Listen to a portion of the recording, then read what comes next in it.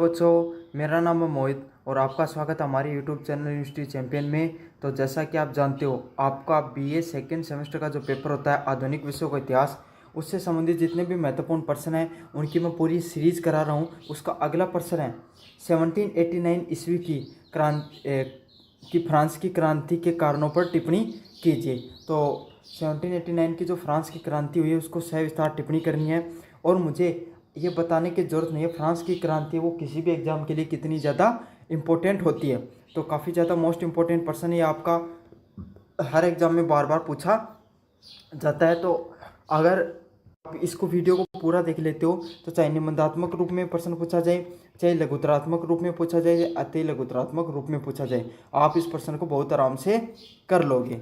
तो चलो शुरू करते हैं। इससे पहले आप चैनल को सब्सक्राइब कर दो और वीडियो को लाइक कर दो अगर अभी तक नहीं किया है।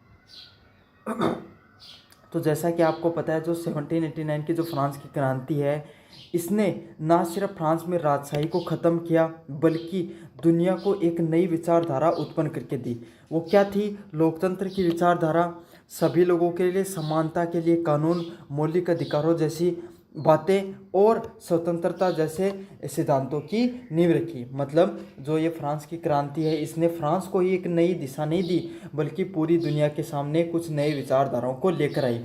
जिसमें से पहला था लोकतंत्र, कि लोकतंत्र की परिभाषा, लोकतंत्र है वो पूरी दुनिया में फेमस सबसे ज़्यादा फ्रांस की क्रांति के बाद में ही हुआ। और जो आम वर्ग था, आम लोगों थे, उनके लिए जो अधिकार है, जो समानता का अधिकार है कि भाई उन्हें भी, हर व्यक्ति को अपने जीवन जीने का एक समान अधिकार है, वो कहाँ से निकल कर आया? ये अधिकार फ्रांस की क्रांति से ही निकल कर आया। और सभी व्यक्ति स्वतंत्र हैं अपने विचारों को अपनाने में, अपना कार्य करने में, अपने किसी भी चीज़ को करने में। हर व्यक्ति के एक अपना अधिकार होता है, हर व्यक्ति स्वतंत्र होता है। तो इन सब जो सिद्धांतों की जो नींव है वो कहाँ से रखी गई? फ्रांस की क्रांति से रखी गई है। इस क्रांति के पीछे कई सामाजिक, राजनीतिक व आर्थिक व बौद्धिक कारण थे। तो कौन से कारण रहे, इनको अपन देखने का प्रयास करेंगे। पहला पॉइंट है फ्रांस की क्रांति के मुख्य कारण। तो फ्रांस की क्रांति के मुख्य कारण क्या है? पहला, राजनीतिक कारण। तो पता है जो फ्रांस है वहाँ पर जो लुइस राजा है, राजवंश है, उसका जो राज चल रहा था, और ये राजवंश है पूरी तरीके से विफल था। इसका कोई काम नहीं था। ये जनता है वो पूरी तरीके से मतलब कर्ज में डूबी हुई थी, जनता वो पूरी तरीके से परेशान थी। लेकिन ये क्या करते थे? इनका काम था अपना सत्ता बनाने के लिए जो नीचे पादरी वगैरह होते हैं उनके साथ भ्रष्टाचार करना और फिजूल में खर्चे करना, बस यही करते थे। और जनता की इनकी शासन में कोई भागीदारी नहीं थी, जनता से इनको कोई मतलब नहीं था। तो इसीलिए जो लुइस 16 है, उस समय जिस समय फ्रांस की क्रांति वो राज कर रहा था, उसकी सत्ता क्या थी? पूर्ण रूप से निरंकुश थी। उसे जनता से कोई मतलब नहीं था। वो तो अपनी जीवन है उसको अच्छे से जी रहा था और जनता वो पूरी तरीके से परेशान हो रही थी। तो सबसे पहला कारण रहा वो राजनीतिक रहा, कि जनता है वो राजा है उसके कार्य से, राजा के जो का व्यवहार है उससे पूरी तरीके से परेशान हो चुकी थी। 2 नंबर पॉइंट है सामाजिक कारण। तो सामाजिक कारण क्या होते हैं? जो फ्रांस का जो समाज है वो 3 भागों में बटा हुआ है। पहला वर्ग है कलर्जी। कलर्जी मतलब पादरी वर्ग। तो पादरी वर्ग होता है वो वर्ग होते थे जिनके पास धर्म से संबंधित कानून बनाने के, धर्म से संबंधित अधिकार होते थे। और ये वर्ग है, यही क्या होता था? सत्ता पर सबसे ज़्यादा राज यही लोग करते थे। जो राजा होते थे उसके करीब भी यही होते थे। और जो फ्रांस में कोई निर्णय लिया जाता था, कोई नीतिगत बदलाव किया जाता था, उनमें भी पादरी वर्ग का विशेष योगदान होता था। तो समाज में सबसे ज़्यादा जो ज़्यादा चलती थी वो कौन सा वर्ग था? पादरी वर्ग था। दूसरे वाला वर्ग होता था कुलीन वर्ग, नोबल्स। तो आपको पता है कुलीन वर्ग वो होता था जिनके पास खूब पैसे होते थे और शक्तिशाली व्यक्ति होते थे। ऐसे समझ लो जो जमींदार वर्ग था वो किस में आता था? कुलीन वर्ग में आता था। एक तो ये पहले से पैसे वाले थे, शक्तिशाली थे। दूसरी बात, इन्हें कर और नहीं देना होता था, कर मुक्त और थे। मतलब इन्हें जो कर होता था, टैक्स होता, उससे भी छूट मिल जाती थी। तो इसीलिए ये वर्ग है, कुलीन वर्ग है, ये भी बहुत ज़्यादा धीरे धीरे शक्तिशाली होने लगा। और ये लोग भी क्या होने लगे? राजा के साथ बनाकर रखते थे और खूब भ्रष्टाचार करते थे। फिर आता है फ्रांस का तीसरा वर्ग कौन सा होता था? किसान, व्यापारी, मजदूर और बारीक कर पर भार। तो जो तीसरा वर्ग था जिसमें किसान हो गए, व्यापारी हो गए, मजदूर हो गए, ये सब लोग आते थे। और आपको पता है ये एक तो ये सबसे बड़ी भारी जनसंख्या में होते हैं जो ये वाले वर्ग के लोग, और इन सब वर्गों के पास पैसा भी बहुत कम था और इनको क्या कर रखा था, सबसे ज़्यादा टैक्स भी इन्हीं पर लगा रखा था। साथ के साथ इस वर्ग के पास ना तो कोई सामाजिक और राजनीतिक किसी प्रकार के अधिकार होते थे, बल्कि सबसे ज़्यादा जो कर टैक्स भी यही देते थे और सबसे ज़्यादा जो जनसंख्या में भी यही लोग थे। 3 नंबर प्रश्न है आर्थिक कारण। तो फ्रांस की जो क्रांति होने के पीछे तीसरा पॉइंट क्या होता है? आर्थिक कारण। तो फ्रांस की जो अर्थव्यवस्था वो पूर्ण रूप से दिवालिया हो चुकी थी, मतलब हर व्यक्ति है वो पूर्ण रूप से मतलब फ्रांस की क्रांति है वो उसमें क्या होता, बहुत ज़्यादा कर्ज में डूब गई थी। जो लुइस जो राजाओं थे, लुइस जो राजवंश था, उसने जो उसकी अर्थव्यवस्था उसको पूर्ण तरीके से चौपट करके रख दिया था। युद्ध हुए जिसमें फ्रांस की क्रांति में जो अमेरिका की जो क्रांति हुई थी उसमें भी फ्रांस का बहुत बड़ी भागीदारी हुई थी। और शाही खर्चों ने जो लुइस जो राजवंश है उसने इतने ज़्यादा खर्चे करते थे अपनी रानियों के लिए, महंगे महंगे महल खरीदना, गहने खरीदना, खूब भोग विलासिता करना। तो इन सब चीज़ों से क्या हुआ था, जो फ्रांस की क्रांति है वो दिवालिया हो चुकी थी, उनके पास पैसे नहीं बचे थे। इससे क्या हुआ, जो किसान और जो मध्यम वर्ग है उस पर बहुत ज़्यादा कर थोपे जा रहे थे, जबकि अमीर वर्ग है वो और ज़्यादा कर मुक्त था। मतलब अमीर जिनके पास पैसे थे, जिन पे टैक्स लगाना चाहिए था, वो तो कर मुक्त थे, और जो किसान है मध्यम वर्ग है वो टैक्स से दब चुका था। अगले वाला पॉइंट है महंगाई और खाद्य संकट से जनता त्रस्त। मतलब महंगाई और जो खाद्य संकट है इससे जनता वो पूर्ण रूप से परेशान हो चुकी थी। तो ये था, ये सारे के सारे कौन से कारण थे?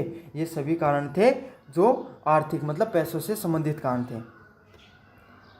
4 नंबर पॉइंट की बात करें बौद्धिक कारण, तो बौद्धिक कारण क्या रहे? तो जॉन लॉक, रूसो और वाल्टर जैसे। मतलब अब क्या होता है, जब भी समाज पूरी तरीके से परेशान रहता है तब कोई ना कोई समाज सुधारक या विचारक समाज से निकल कर आते हैं। तो आपको पता है बुरे समय महान लोगों को जन्म देता है, तो वही होता है। उसी समय फ्रांस के सबसे बड़े दार्शनिक, सबसे महान राजनीतिक और विचारक निकल कर आए।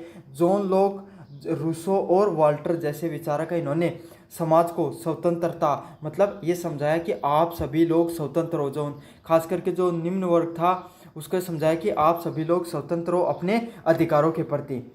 साथ के साथ समानता का कॉन्सेप्ट दिया। इन्होंने बताया कि हर व्यक्ति है उसको अधिकार होना चाहिए समान रूप से राजनीतिक, सामाजिक व आर्थिक अधिकारों पर समानता मिलनी चाहिए हर वर्ग को समाज के अंदर।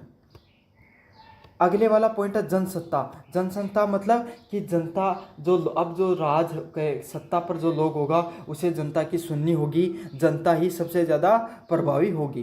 तो ये सब विचार हैं, ये कहाँ से निकल कर आते हैं? स्वतंत्रता, समानता और लोकतंत्र जैसी भावना है, ये जॉन लॉक, रूसो और वाल्टर के द्वारा दी गई थी। अगले वाला पॉइंट है एज ऑफ इनलाइटमेंट। तो इन लोगों के विचारों ने लोगों में एक नई चेतना को उभार आया। तो इन लोगों ने जो विचार दिए, इससे क्या हुआ, एक नए विचारों की क्या ही नई चेतना ही लोगों में एक नई विचारधारा उत्पन्न होकर आई। 5 नंबर प्रश्न है दुर्बल नेतृत्व और प्रशासनिक अयोग्यता। तो लुई 16 था, इसका निर्णय लेना बहुत कमज़ोर, मतलब ये बहुत ही कमज़ोर राजा हुआ था, तो बहुत ही असक्षम राजा था, और इसके कोई अच्छा वित्त मंत्री भी नहीं था, क्योंकि उस समय जो फ्रांस है वो बहुत ज़्यादा अर्थव्यवस्था रूप से कमज़ोर हो चुका था, दिवालिया हो चुका था। तो ज़रूरत थी कि अच्छे रिफॉर्म्स किए जाएं, अच्छे बदलाव किए जा सकें, ताकि जो अर्थव्यवस्था है वो फिर से पटरी पर आ सके। लेकिन जो लुई 16 है इसको तो किसी चीज़ का ज्ञान नहीं था, और ना ही इसका कोई वित्त मंत्री थे, वो भी अच्छे थे, कि कमज़ोर राजा तो कमज़ोर, आपको पता है मंत्रिमंडल भी वैसा ही होगा, तो वो भी असफल रहे रिफॉर्म्स करने में।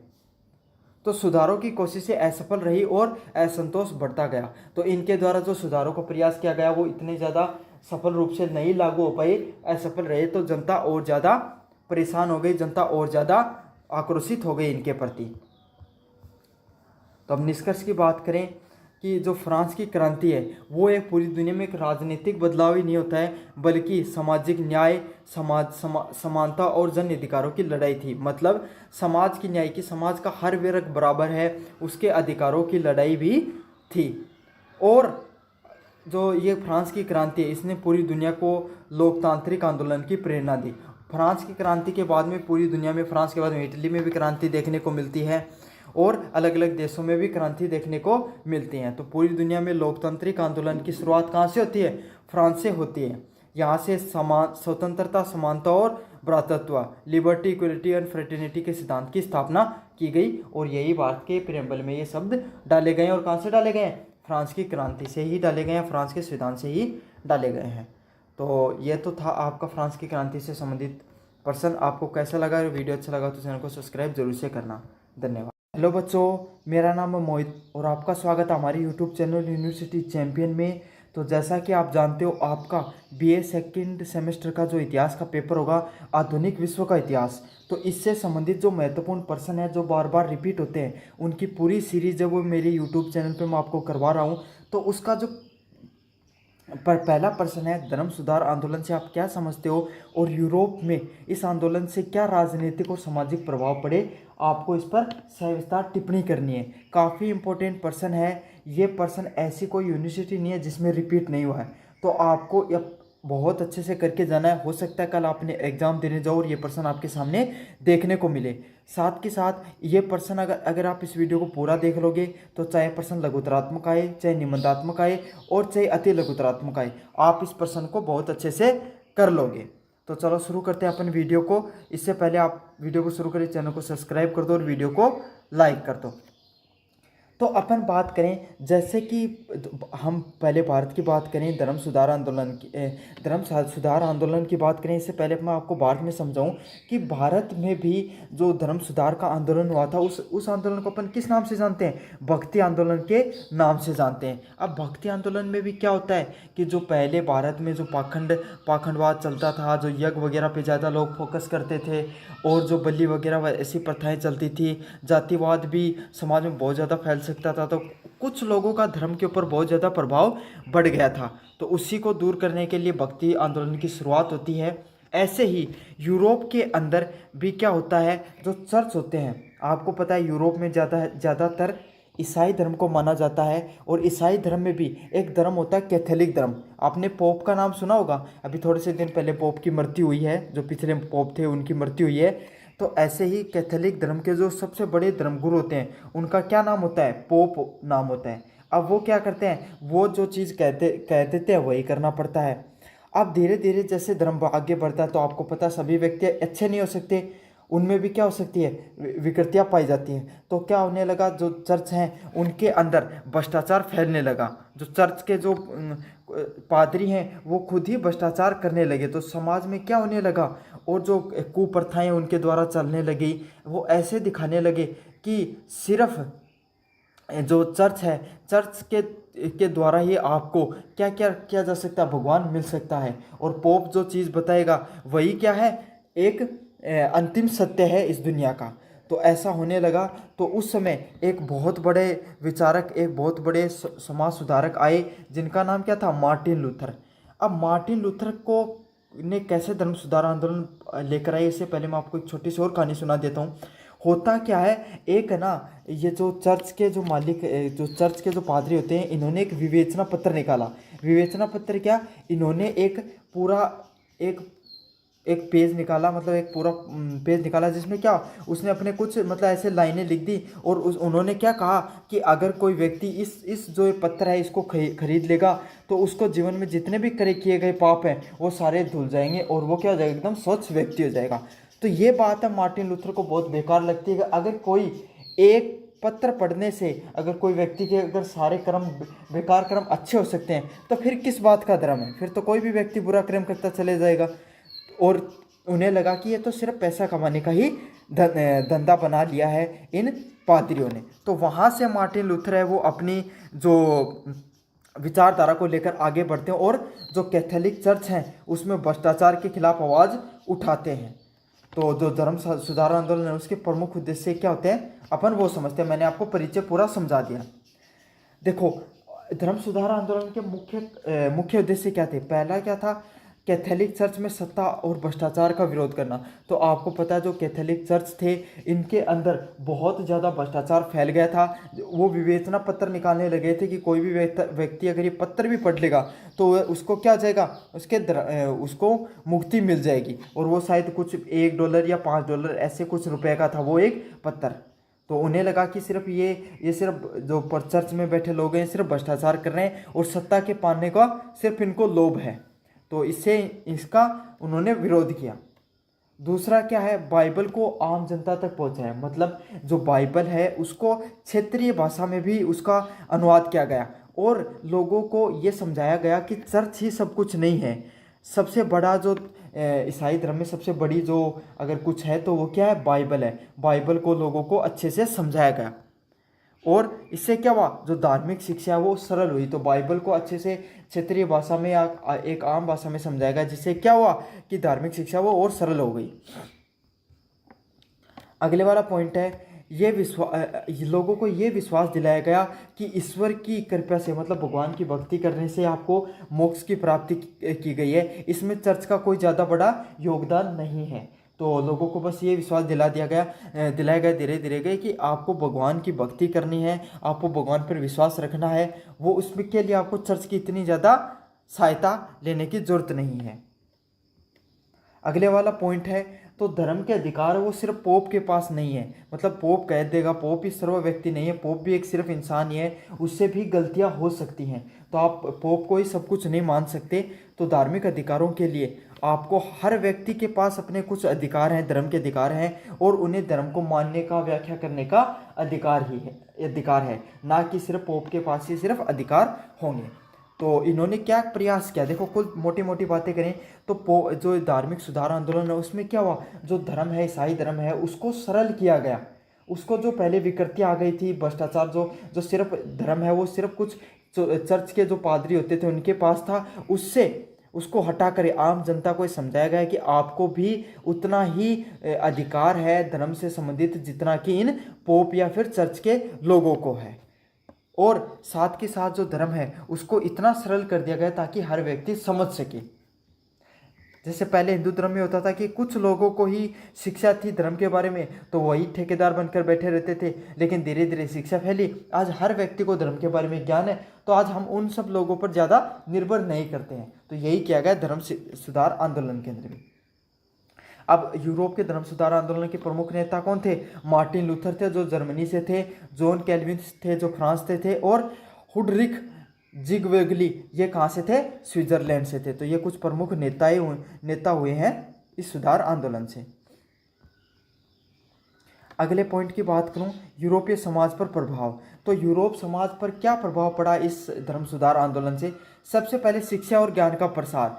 तो मैंने आपको बताया जो बाइबल है उसका स्थानीय भाषाओं में भी अनुवाद किया जाने लगा, जिससे क्या हो गई, आम लोगों को भी धर्म के बारे में समझ में आने लग गई। और जिससे क्या हुआ, जिससे शिक्षा का जोर पड़ा और स्कूल व विश्वविद्यालयों की संख्या में वृद्धि हुई। तो लोगों को ये समझ में आ गया कि शिक्षा है वही जीवन में एकमात्र माध्यम है जिससे आप क्या है, इन जो पाखंडवाद है ये जो कुरीतियाँ हैं इनसे ऊपर उठ सकते हो। तो जैसे जैसे बाइबल का स्थानीय भाषा में अनुवाद होने लगा तो लोगों का धीरे धीरे पढ़ने में इंटरेस्ट बढ़ने लगा। इससे क्या हुआ, लोग अपने बच्चों को स्कूलों और विश्वविद्यालयों में भेजने लग गए। तो शिक्षा का प्रसार हुआ यूरोप के अंदर, और यही शिक्षा आगे जाकर यूरोप को इतना शिक्षित बना देती है कि वो लोग आगे जाकर दुनिया पर राज करना शुरू कर देते हैं।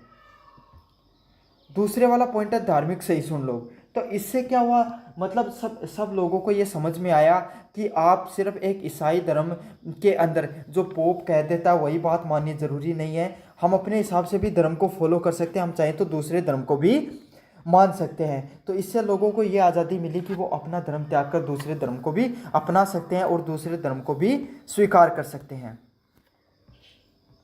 3 नंबर पॉइंट है समाज में धार्मिक ध्रुवीकरण। तो आपको पता है इस आंदोलन के बाद में जो ईसाई धर्म है वो दो धर्मों में फैल गया। एक था कैथोलिक धर्म और दूसरा था प्रोटेस्टेंट धर्म। अब देखो दोनों में क्या समझा देता हूँ। जो कैथोलिक धर्म था इसमें जो सबसे बड़ा व्यक्ति था वो कौन थे? चर्च थे। चर्च के अंदर जो पोप है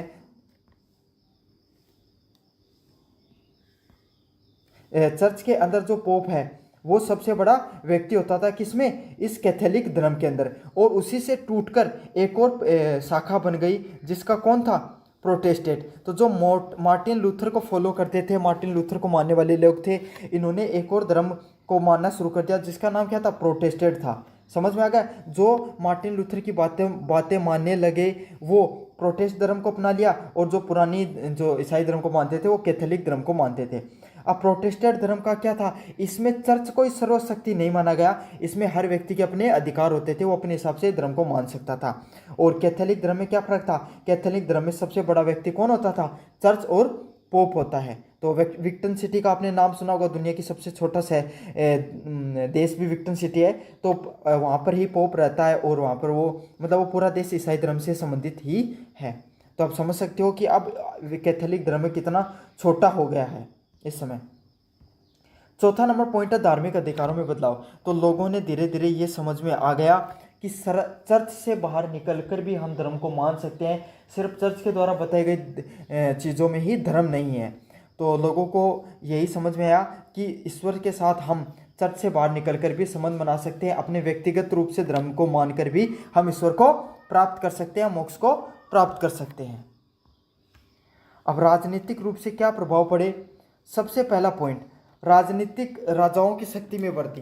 तो सबसे पहले क्या प्रभाव पड़ा कि कुछ जो पहले शक्तियां हैं वो धर्म की शक्तियां सिर्फ चर्च के लोगों के पास, पादरियों के पास, पोप के पास होती थी, वो नियंत्रित करते थे। तो एक तरीके से सर्वशक्तिशाली लोग कौन होते थे, वही होते थे, क्योंकि भैया पता है धर्म को सबसे ज़्यादा लोग मानते हैं, और जो पोप और पादरी ने कह दिया उसी हिसाब से सत्ता में परिवर्तन हो जाता था। लेकिन इस धर्म सुधार आंदोलन से राजाओं ने मौके का फायदा उठाया, और सारी शक्तियां हैं वो क्या कर ली, अपने हाथ में ले ली। जो चर्च हैं, पादरी हैं, उनको भी अपने हिसाब से नियंत्रण करना शुरू कर दिया। तो जो शक्तियां पहले चर्च के लोगों के पास होती थी धर्म की, वो राजाओं ने अपने हाथों में लेना शुरू कर दी। 2 नंबर पॉइंट है राजा और चर्च में अलगाव। तो हुआ क्या, राज्य और चर्च है वो पहले एक दूसरे से जुड़े होते थे, पर धर्म सुधार के आंदोलन के बाद में दुनिया में धीरे धीरे दुनिया बढ़ने लगी। पहले क्या होता था, जो पहले क्या होते, राजा होता था, राजा को चर्च से, आपको पता है भाई कोई भी राजा है उसको जनता का समर्थन जरूरी है, और जनता का समर्थन सबसे ज़्यादा कहाँ से आसानी से मिल सकता है, धर्म के हिसाब से। तो आपको भी पता है आज के समय भी नेता क्या करते हैं, अपने जो बड़े बड़े धर्मगुरु होते हैं उनके पास जाते हैं, उनसे दो खाते हैं। क्यों खाते हैं, ताकि जनता का समर्थन मिल सके। यही यूरोप में भी पहले होता था, राजा होते थे वो चर्च के जो पादरी वगैरह होते थे उन पर ज़्यादा निर्भर करते थे, ताकि जनता का उन्हें समर्थन बना रहे। इसीलिए पहले क्या होता था, राज्य और चर्च वो एक दूसरे से जुड़े होते थे। लेकिन जैसे राजाओं को पता चला कि पादरियों का विरोध होना शुरू हो गया, जनता का समर्थन नहीं रहा है, तो उन्होंने क्या कर लिया, धीरे धीरे जो सत्ता है वो अपने हाथों में लेना शुरू कर दी। इसीलिए राजा और चर्च है वो एक दूसरे से क्या हो गए, टूटना शुरू हो गए, उनका विरोध होना, एक दूसरे से अलगाव होना शुरू हो गया। तीसरा नंबर पॉइंट है नई राजनीतिक विचारों का जन्म। तो आपको पता है जब भी कोई क्रांति होती है तो नए विचार है वो उत्पन्न होते हैं। उसी तरीके से जब जो धर्म सुधार आंदोलन हुआ तो इससे भी अलग अलग प्रकार के विचार निकल के आए, जैसे व्यक्तिगत स्वतंत्रता, कि हर व्यक्ति की स्वतंत्रता होती है। नैतिकता, मतलब हर व्यक्ति को नैतिकता का मतलब नैतिक मूल्यों का अपनाना चाहिए, संस्कारों का अपनाना चाहिए। ऐसे नहीं है कि आप धर्मगुरु बन गए और खुद ही भ्रष्टाचार कर रहे हो, खुद ही गलत कार्य कर रहे हो, ऐसा नहीं करना है। सबसे बड़ा धर्म है अच्छे कर्मों को करना, और लोकतंत्र जैसे विचारों को बल मिला। तो जो नया धर्म, नए राजनीतिक विचारों में व्यक्तिगत स्वतंत्रता की, व्यक्तिगत अधिकारों की ज़्यादा बात होने लगी। चौथा नंबर पॉइंट है नए राष्ट्र राज्य बने। तो जैसे इंग्लैंड में चर्च ऑफ इंग्लैंड की स्थापना, वहाँ पर धार्मिक स्वतंत्रता की नींव पड़ी। तो इंग्लैंड के अंदर चर्च ऑफ इंग्लैंड नामक एक संस्था उत्पन्न हुई, जहाँ पर क्या हुई, धार्मिक स्वतंत्रता मिलती है कि आप कोई भी धर्म को अपने हिसाब से मान सकते हो।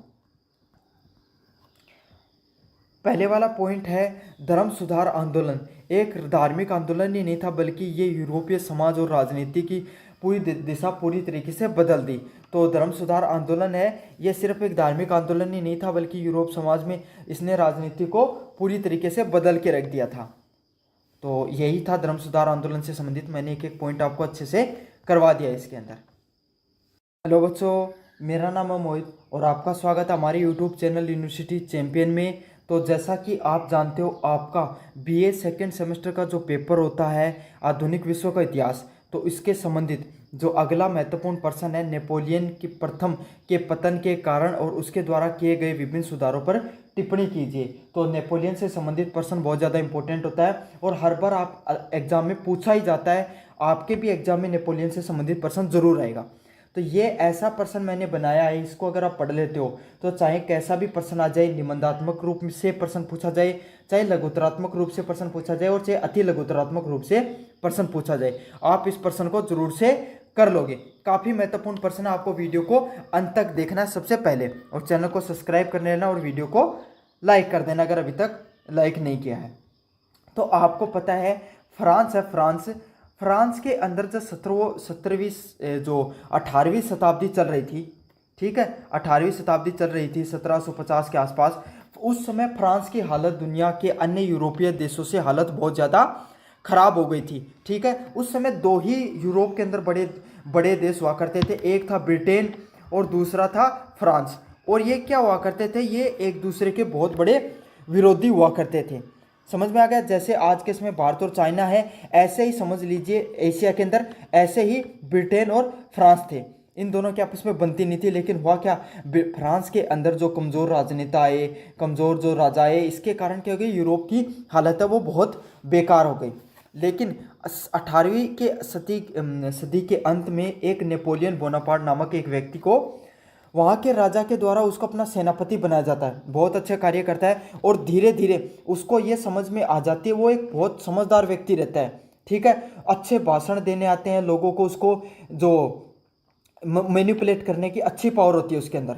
तो वो क्या कर देता है, जैसे ही उसके राजा की मृत्यु होती है तो 1799 में वो खुद सत्ता संभालनी शुरू कर देता है। और 1804 के अंदर जो नेपोलियन बोनापार्ट है वो खुद को सम्राट घोषित कर देता है। और ना सिर्फ सम्राट घोषित करता है, वो लोगों को एक नई उम्मीद देता है कि हम फ्रांस के लोग दुनिया के सबसे सर्वश्रेष्ठ लोग हैं, आओ हम सब मिलकर इस दुनिया को जीतने का प्रयास करें। ये कुछ सब होते हैं नेपोलियन बोनापार्ट के, और ये अपनी देशभक्ति के बारे में लोगों को जागृत करता था।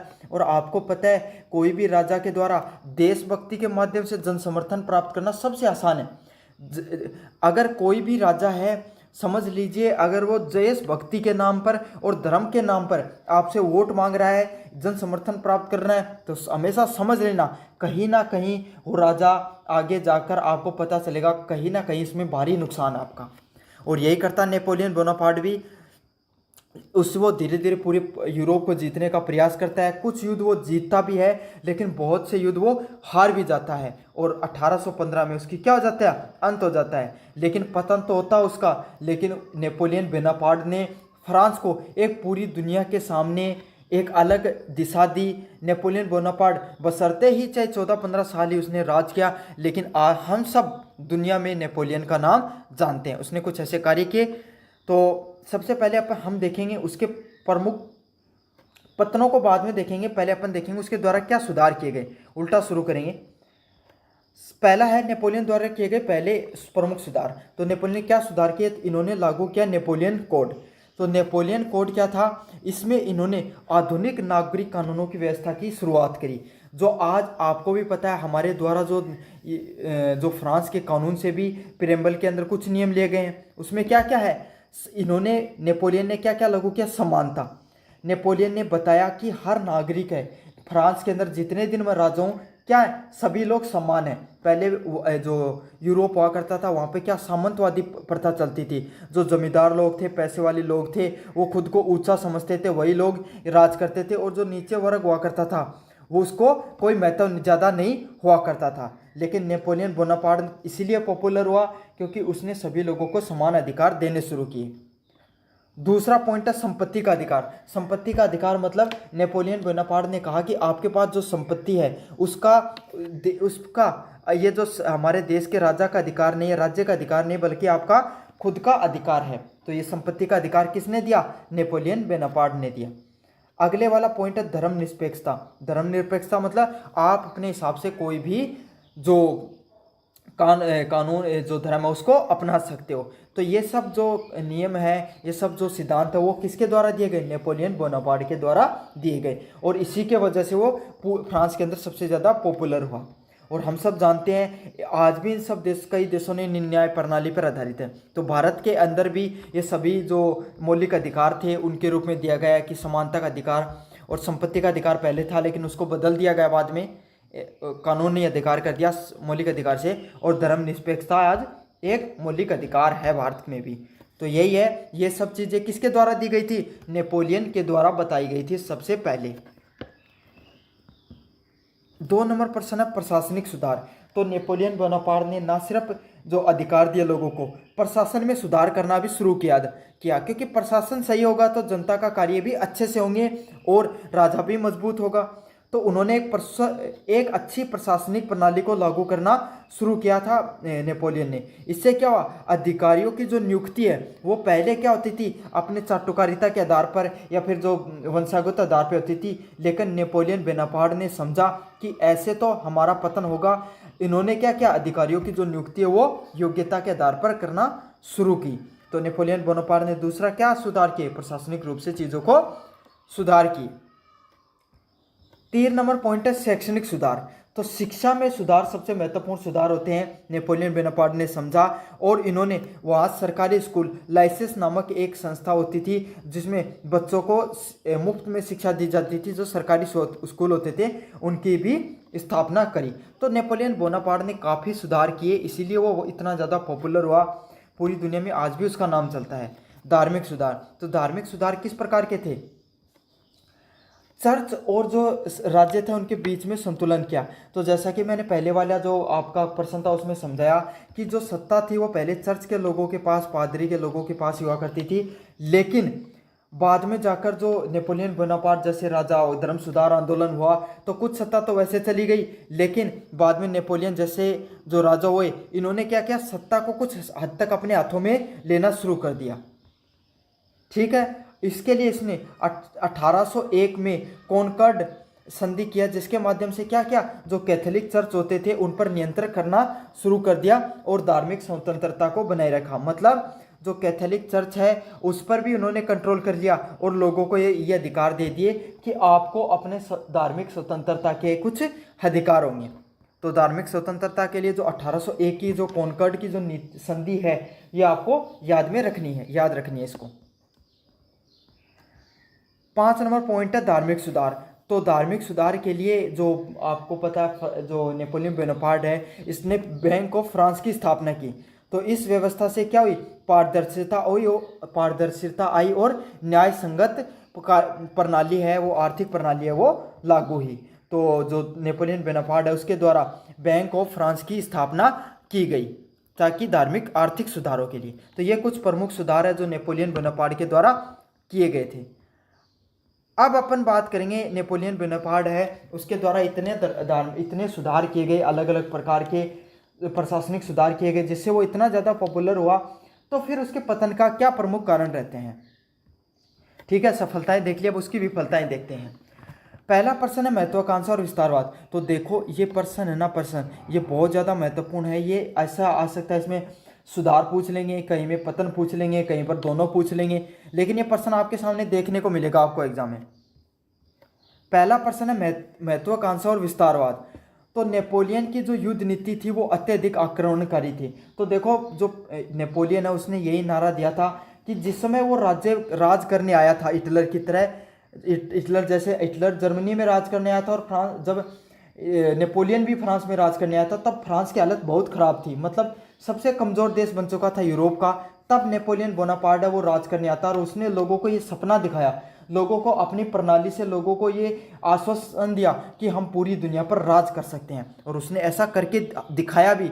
वो कोई युद्ध हारता नहीं है एक दो युद्ध को छोड़कर। तो यही होता है, उसकी जो नीति थी वो सीधी थी कि हम पूरी दुनिया पर आक्रमण करेंगे और हम जीतेंगे। तो उसकी कौन सी थी? युद्ध नीति थी। ठीक है, उसने लगभग पूरे यूरोप को जीतने की कोशिश की जिससे अन्य राष्ट्रों ने उसके खिलाफ विरोध बढ़ा। तो बस यही था कि उसने भाई सबके साथ सारे राज्यों के पास है वो युद्ध किया, इससे क्या सारे राज्य उससे नाराज हो गए। तो बस आपको यही याद रखना है कि उसकी जो नीति थी वो कौन सी थी, युद्ध नीति को अपनाया, वो भी आक्रमणकारी को। कोई भी उसके साथ थोड़ा सा परेशान कर देता था वो युद्ध करना शुरू कर देता था। रूस पर असफल आक्रमण, तो आपको पता है कि 1812 के अंदर जो नेपोलियन बोनापार्ट है वो रूस पर आक्रमण करता है, लेकिन वहाँ की जलवायु है रूस की वो ठंडी है और बहुत ज़्यादा दूरी है फ्रांस से रूस की, तो वहाँ तक जो उनकी सेना है वो क्या हो जाती है, ठंडी जलवायु को नहीं झेल पाती है, लंबी दूरी के कारण पहले ही बर्बाद हो जाती है। इसलिए जो 1812 की रूस पर आक्रमण का जो हार है वो सबसे बड़ी हार में से एक थी नेपोलियन बोनापार्ट के लिए।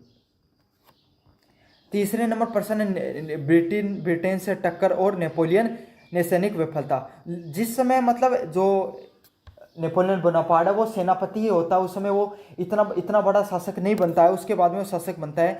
तो उस समय ट्राफलगर की एक लड़ाई होती है, समझ गए, 1805 के अंदर, जहाँ पर ब्रिटिश की नौसेना है वो फ्रांस की नौसेना से लड़ती है और फ्रांस की नौसेना को जो नेपोलियन बोनापार्ट है वो लीड कर रहा होता है। लेकिन वहाँ पर क्या होती है, उस फ्रांसीसी नौसेना को ब्रिटेन की जो नौसेना वो हरा देती है। तो यहाँ पर ये भी हुआ था कि जो नौसेना है ब्रिटेन की नौसेना है उसने फ्रांस की नौसेना को 1805 में बैटल ऑफ ट्राफलगर में हरा दिया था। बस ये याद रख लेना, उसमें उसकी पतन का कोई महत्वपूर्ण इतना ज़्यादा योगदान रहा नहीं है। उसके बाद तो वो राजा बनता है। महाद्वीपीय व्यवस्था, कॉन्टिनेंटल सिस्टम, तो नेपोलियन बोनापार्ट क्या करता है, उस समय पता है आपको जो ब्रिटेन है वो फ्रांस से ज़्यादा विकसित देश था, तो ये क्या कर देता है, नेपोलियन है वो बहुत बड़ा राजा बन जाता है, उसने कई देशों को जीत लिया है। तो वो यूरोप के अन्य देशों पर दबाव बनाता है कि वो ब्रिटेन से बना हुआ सामान है, व्यापार है, वो नहीं करेंगे। समझ में आ गया। लोग भाई मजबूरी में मानना भी शुरू कर देते हैं नेपोलियन बोनापार्ट की बात। लेकिन होता क्या है, बात तो मान लेते हैं, लेकिन फ्रांस के पास इतने संसाधन नहीं थे कि वो पूरी दुनिया है या जो पूरा यूरोप है उसको जो सारी वस्तुएं वो प्रोवाइड करवा सके। तो इससे क्या हुआ, फ्रांस है वो अपनी मतलब जो उसका उद्योग इतना विकसित नहीं था कि सारी वस्तुएं प्रोवाइड करवा सके। तो इससे फ्रांस की जो बेइज्जती होती है, फ्रांस का थोड़ा जो लोगों को जो अलग देश है वो क्या होते हैं, फ्रांस से नाराज़ हो जाते हैं और धीरे धीरे ब्रिटेन की पॉपुलरिटी और बढ़ जाती है और ब्रिटेन का व्यापार है वो घटने के बजाय और बढ़ जाता है। तो इससे अंततः क्या होता है, फ्रांस की अर्थव्यवस्था है उसको ही नुकसान हो जाता है।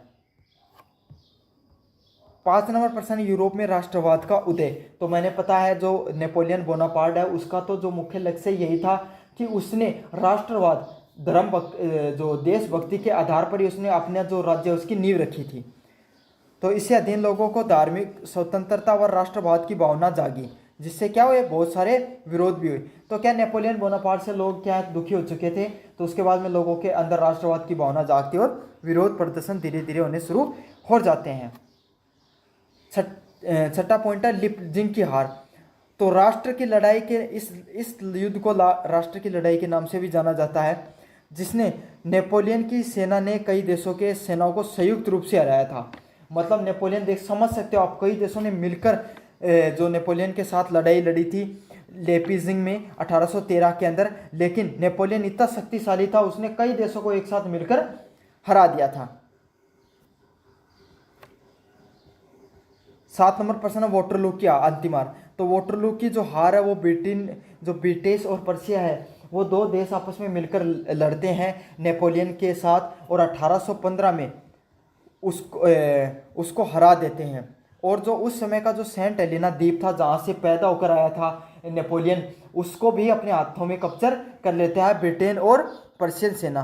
तो ये हार इतनी बड़ी हार सिद्ध होती है कि वहाँ से नेपोलियन बोनापार्ट है वो अपनी सत्ता से बेदखल कर दिया जाता है। तो निष्कर्ष यही होता है कि नेपोलियन एक महान सुधारक व सैन्य प्रतिभा था, मतलब वो बहुत अच्छा सेनापति रहा अपने समय का। उसने फ्रांस व यूरोप की राजनीति और प्रशासनिक कानूनों को आधुनिक रूप से बदलने में योगदान दिया है। लेकिन आपको पता है वो एक बहुत ज़्यादा महत्वाकांक्षी था, युद्ध की नीतियाँ उसने अपनाई, बहुत ज़्यादा विदेशी आक्रमणकारी। इसके कारण क्या हुई, यही चीज़ें उसकी पतन का कारण भी बनती हैं। तो हम उसके जो नेपोलियन है उसको दो तरीके से समझ सकते हैं। एक तरफ से वो महान समाज सुधारक भी रहा और राजनीतिक और सामाजिक रूप से भी उसने काफ़ी सुधार किया, लेकिन दूसरी तरफ उसकी युद्ध नीति उसने उसको खुद को ही पतन करने का कारण बना दिया। तो ये था नेपोलियन बोनापार्ट से संबंधित प्रश्न। बच्चों, मेरा नाम है मोहित और आपका स्वागत है हमारे यूट्यूब चैनल यूनिवर्सिटी चैंपियन में। तो जैसा कि आप जानते हो, आपका बीए सेकेंड सेमेस्टर का आधुनिक विश्व का इतिहास, इससे संबंधित जो पेपर होने वाला है उससे संबंधित मैं सभी महत्वपूर्ण प्रश्नों को आपके सामने लेकर आया हूं।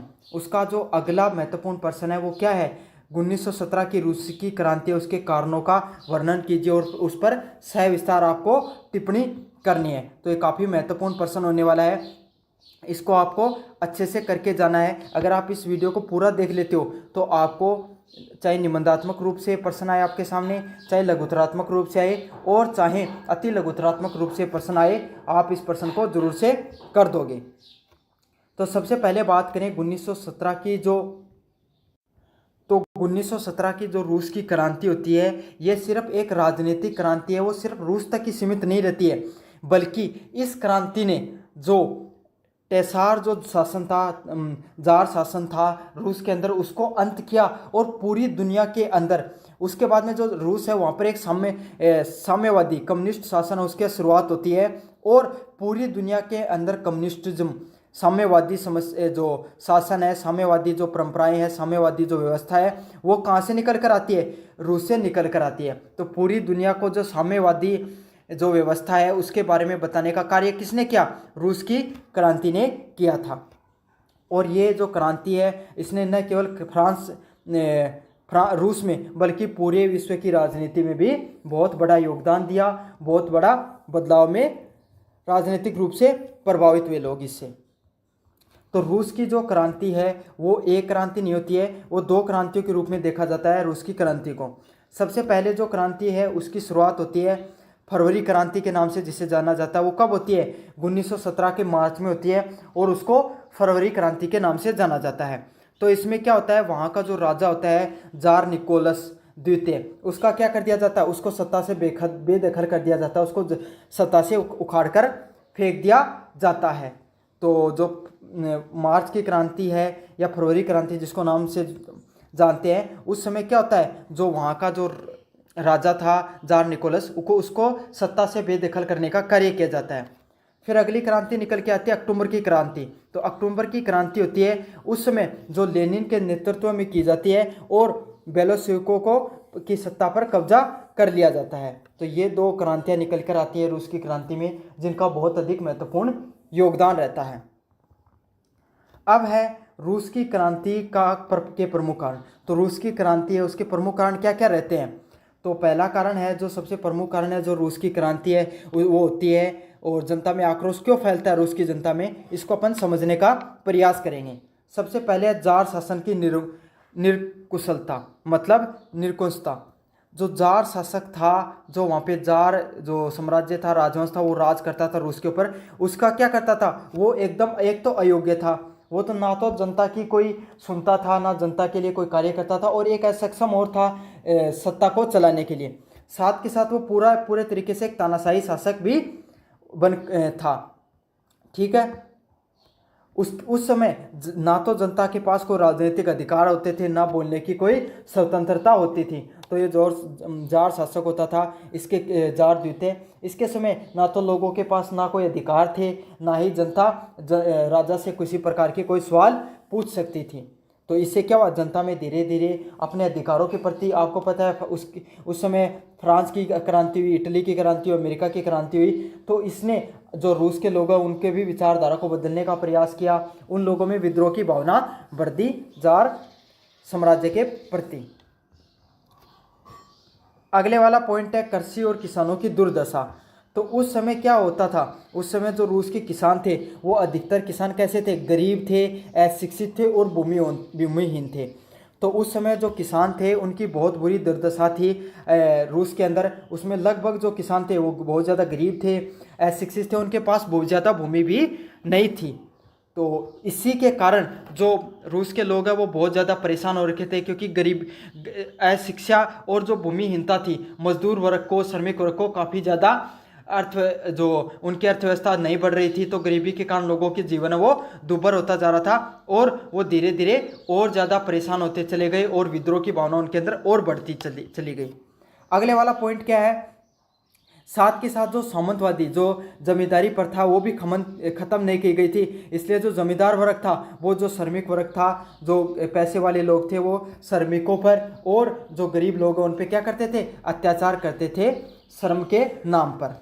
जो वो चाहते थे उतनी देर उनसे श्रम कराते थे, समय पर पैसा नहीं देते थे, मजदूरी भी बहुत कम देते थे।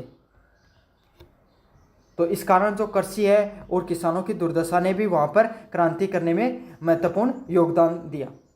अगले वाला पॉइंट है औद्योगिक श्रमिकों की खराब स्थिति।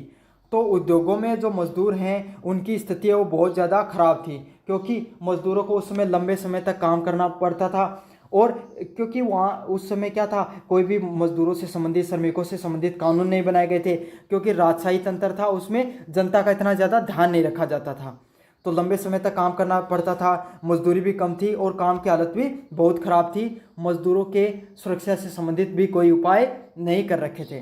तो यही होता था, जब लोगों को पता चला कि हम इतनी देर काम करते हैं, ये लोग इतना पैसा कमाते हैं और हमें कुछ भी नहीं देते हैं, तो धीरे धीरे लोगों के अंदर एक बौद्धिक चेतना आती है और लोग एक होकर हड़ताल है और आंदोलन करना शुरू कर देते हैं। तो धीरे धीरे क्या हो जाएगा, होता है, हड़ताल है, आंदोलन है वो और विद्रोह है वो धीरे धीरे एक रेगुलर वे में होने शुरू हो जाते हैं, धीरे धीरे होने शुरू हो जाते हैं। अगले वाला पॉइंट है 1905 की असफल क्रांति। तो 1905 है उसको खूनी रविवार के मतलब खूनी रविवार के नाम से जाना जाता है, जिसने जनता को गुस्से में भर दिया। ठीक है, तो 1905 की जो क्रांति है वो असफल तो रही थी, लेकिन लोगों में क्रांतिकारी भावना और गुस्सा बना रहा। लेकिन 1905 के अंदर भी एक जो क्रांति है वो निकल कर आती है, जिसमें क्या होता है, राजा वो बहुत सारे लोगों को मना देता है और वो रविवार के दिन हुई थी उस क्रांति को, तो इसीलिए क्या बोला जाता है, उसको खूनी रविवार के रूप में जाना जाता है। इस क्रांति के बाद में लोगों को एक नई चेतना मिलती है, लोगों में एक नई साहस बढ़ जाता है राजा के खिलाफ। ये क्रांति भारत के 1857 की क्रांति की तरह असफल तो रहती है रसिया में, लेकिन इससे क्या हो जाता है, लोगों में क्रांतिकारी भावना और गुस्सा है वो बढ़ जाता है और फिर से क्रांति करने के लिए वो प्रेरित हो जाते हैं। 5 नंबर प्रश्न है 1914 से 1918 के बीच में जो प्रथम विश्व युद्ध हुआ था उसका क्या महत्वपूर्ण कारण रहा।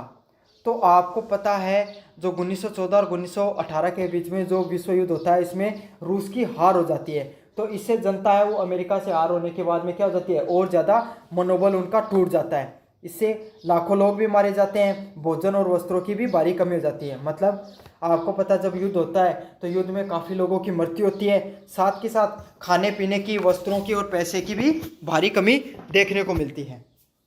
इससे न सिर्फ अर्थव्यवस्था चरमरा जाती है बल्कि महंगाई भी धीरे धीरे बढ़ने लग जाती है, और इसी महंगाई बढ़ने के कारण है जनता में असंतोष है वो और ज़्यादा फैल जाता है। तो प्रथम विश्व युद्ध है वो भी प्रमुख कारण रहा जनता के बीच में असंतोष फैलाने के लिए।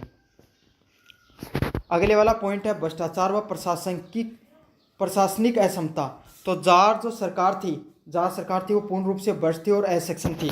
तो जार सरकार है वो उसमें भ्रष्टाचार बहुत ज़्यादा था, साथ के साथ असक्षम भी थी। मतलब उसका जो राजा हुआ करता था वो इतना ज़्यादा सक्षम नहीं था कि वो सत्ता को संभाल सके। जो अर्थव्यवस्था उस समय चरमरा गई थी, पूर्ण रूप से ख़त्म होने जा रही थी रूस की, उसको संभाल सके, उसको एक नई दिशा दे सके। तो उसके दरबार में रासपुतीन जैसे अयोग्य लोग थे जो प्रभावशाली बन गए थे। मतलब जिन लोगों उसके मंत्रिमंडल में ऐसे लोग थे जिनको ना इतना ज़्यादा नॉलेज था, लेकिन फिर भी उसको क्या हुआ, भ्रष्टाचार के कारण वो सक्षम होते चले गए और प्रभावशाली होते चले गए। 7 नंबर प्रश्न है लेनिन और बोल्शेविक पार्टी की भूमिका। तो वहाँ पर लेनिन और उनकी पार्टी बोल्शेविक ने रोटी, भूमि और शांति का नारा देकर जनता को आकर्षित किया। तो मार्क लेनिन है उसने एक बोल्शेविक पार्टी का निर्माण किया और उसने क्या किया, जो श्रमिक वर्ग है, जो मजदूर वर्ग है, उसके हक की बातें की। जनता का एक बहुत बड़ा वर्ग है, उसके हक की बातें की। क्या कहा, आपको हम रोटी देंगे, जो भूमि है जो आपके पास नहीं है वो दी जाएगी और आपको शांति से जीवन जीने का अधिकार मिलेगा। तो लैंड, ब्रीड, लैंड और पीस का नारा किसने दिया था, मार्क लेनिन ने अपनी पार्टी के द्वारा दिया। तो इससे क्या हुआ, जो आम जनता है जो पहले ही तरफ इस जो तानाशाही उससे परेशान हो चुकी थी, उसे एक नई उम्मीद की किरण मिली और क्रांति करने की एक नई उम्मीद मिलती है उन्हें। उन्होंने मजदूर और किसानों को संगठित किया। तो उन्होंने जो सत्ता है उसके खिलाफ क्या क्या जो मजदूर और किसान है जो असंगठित रूप से थे उनको एक करने का प्रयास किया और उन्हें उन्हें उनके अधिकारों के बारे में चेतना दी। 8 नंबर प्रश्न है बौद्धिक और वैचारिक कारण। तो क्या होता है, जो मार्क्सवाद है और समाजवाद के विचारों ने रूस की जनता को प्रेरित किया। तो उस समय जो मैंने बताया फ्रांस की क्रांति होती है और उसके बाद में कार्ल मार्क्स जैसे बड़े बड़े विचारक आए जिन्होंने जो श्रमिक वर्ग है उनकी चेतना के लिए उन्होंने कार्य किया। श्रमिक वर्ग को एक नई चेतना दी कि आप सब लोग हैं, आपके भी अधिकार होते हैं, आप अगर एक होकर क्रांति करो, लड़ो तो ये जो पूंजीवादी व्यवस्था इसको नष्ट किया जा सकता है। कई सालों से जो चली आ रही सामंतवादी प्रथा है, ये जो तानाशाही है, उसको आप तोड़ सकते हो। तो इससे क्या होता है, रूस की जनता को भी एक नई प्रेरणा मिलती है। और उस समय जो समाजवाद है, मतलब समाज के हर वर्ग के पास अपने जो जीने के अधिकार होते हैं, उनके पास भी अधिकार होने चाहिए, ये वाली जो विचार है, ये व्यवस्था ये बहुत ज़्यादा फैल रही थी। लोकतंत्र जैसी प्रणालियाँ भी हैं वो यूरोप में बहुत ज़्यादा प्रचलित हो रही थी। तो यही सब चीज़ें देखकर रूस के लोग भी काफ़ी ज़्यादा प्रभावित हुए। तो उनमें भी किताबों और पर्चों के जरिए लोगों ने क्रांति की भावना फैलाई। तो मार्क लेनिन जैसे लोग हैं, इन्होंने क्या क्या इस चीज़ का फ़ायदा उठाया और अलग अलग जगह पर्चे लगाना शुरू किया और लोगों में प्रचार प्रसार करने लगे उनके अधिकारों के बारे में, उनकी जो समानता का अधिकार है, इन सब चीज़ों के बारे में, ताकि लोगों में और क्रांति की भावना फैल सके और ये जो सामंतवादी व्यवस्था है, ये राजशाही है, जार शासन की, वो उखाड़ कर फेंक सकें। तो निष्कर्ष की बात करें तो 1917 की जो रूस की क्रांति है वो राजनीतिक दमन, आर्थिक विषमता और युद्ध की त्रासदी और सामाजिक असंतोष का परिणाम थी। मतलब जो रूस की क्रांति होती है ये किसके कारण होती है, राजनीतिक दमन। मतलब जो राजनीतिक रूप से लोगों का जो दमन हो रहा था, उनके पास कोई भी अधिकार नहीं था, उसको ख़त्म करने के लिए जो लोग परेशान हो चुके थे, आक्रोश फैल चुका था, उसको रोकने के लिए आर्थिक विषमता, मतलब लोगों के पास बिल्कुल भी पैसा नहीं था और जो लोग हैं वो गरीब और अमीर, पूंजीवादी और गरीब लोगों के बीच में खाई बढ़ती जा रही थी। युद्ध की त्रासदी, तो युद्ध है वो प्रथम विश्व युद्ध के बाद में लोग हैं वो वैसे ही तृप्त हो चुके थे, परेशान हो चुके थे, साथ में रूस को हार और मिल गई थी। तो इससे लोगों का मनोबल भी टूट गया था। आर्थिक रूप से तो नुकसान हुआ ही था, साथ के साथ उनका मनोबल भी टूट गया था, वो मानसिक रूप से भी परेशान हो गए थे। और सामाजिक असंतोष, तो समाज का अलग अलग वर्ग है, जो बहुत बड़ा तबका है श्रमिक वर्ग का, वो क्या था, उसके शोषण हो रहा था, तो वो उसके अंदर बहुत ज़्यादा असंतोष था। तो इस क्रांति ने दुनिया के पहले कम्युनिस्ट राज्य की शुरुआत की और शीत युद्ध की नींव रखी। तो इसके बाद में रूस के अंदर दुनिया में पहली बार कम्युनिस्ट जो राज्य है उसकी स्थापना होती है और शीत युद्ध है उसके बाद में लड़ा जाता है और उसके बाद में सोवियत संघ की टूटकर रूस में बदलता है। तो ये सब चीज़ें हैं जो रूस की जो 1917 की जो क्रांति हुई थी उसके बारे में प्रमुख बातें हैं जो मैंने बता दी हैं। ये इसमें कैसा भी प्रश्न आए, चाहे लघुतरात्मक आए, चाहे निबंधात्मक आए, चाहे अति लघुतरात्मक आए, आप बहुत आराम से इन प्रश्न को कर लोगे। हेलो बच्चों, मेरा नाम है मोहित और आपका स्वागत है हमारे यूट्यूब चैनल यूनिवर्सिटी चैंपियन में। तो जैसा कि आप जानते हो आपका बीए सेकंड सेमेस्टर का आधुनिक विश्व का इतिहास, उससे संबंधित महत्वपूर्ण प्रश्न है, उनकी मैं पूरी सीरीज करा रहा हूँ। तो अगला प्रश्न है, औद्योगिक क्रांति के परिवर्तनों ने लोगों की आर्थिक, सामाजिक व राजनीतिक और बौद्धिक जीवन पर क्या प्रभाव डाले, आपको इसकी सविस्तार व्याख्या करनी है। तो औद्योगिक क्रांति ने क्या क्या परिवर्तन किए लोगों के जीवन पर, आर्थिक, सामाजिक और राजनीतिक और बौद्धिक, तो इन सब चीज़ों पर क्या क्या प्रभाव पड़ा, आपको इसके ऊपर व्याख्या करनी है। तो औद्योगिक क्रांति है, ये भी आपको पता बहुत ज़्यादा महत्वपूर्ण प्रश्न है, इससे भी काफ़ी अच्छे अच्छे प्रश्न निकल कर आते हैं अलग अलग यूनिवर्सिटी में भाषा का बदलाव करके। तो आपको क्या करना है, इस वीडियो को पूरा देखना है। पूरा देखोगे तो चाहे प्रश्न लघुतरात्मक रूप में पूछे जाए, चाहे निबंधात्मक रूप में पूछा जाए, चाहे अति लघुतरात्मक रूप में पूछा जाए, आप इस प्रश्न को बहुत अच्छे से कर लोगे। तो चलो शुरू करते हैं। तो इंडस्ट्रियल रिवॉल्यूशन है, ये आपको पता है ये कहाँ से शुरू होती है, ये इंग्लैंड से शुरू होती है। जो 18वीं शताब्दी है वहाँ में इंग्लैंड से शुरू होती है और फिर पूरी दुनिया में धीरे धीरे फैल जाती है।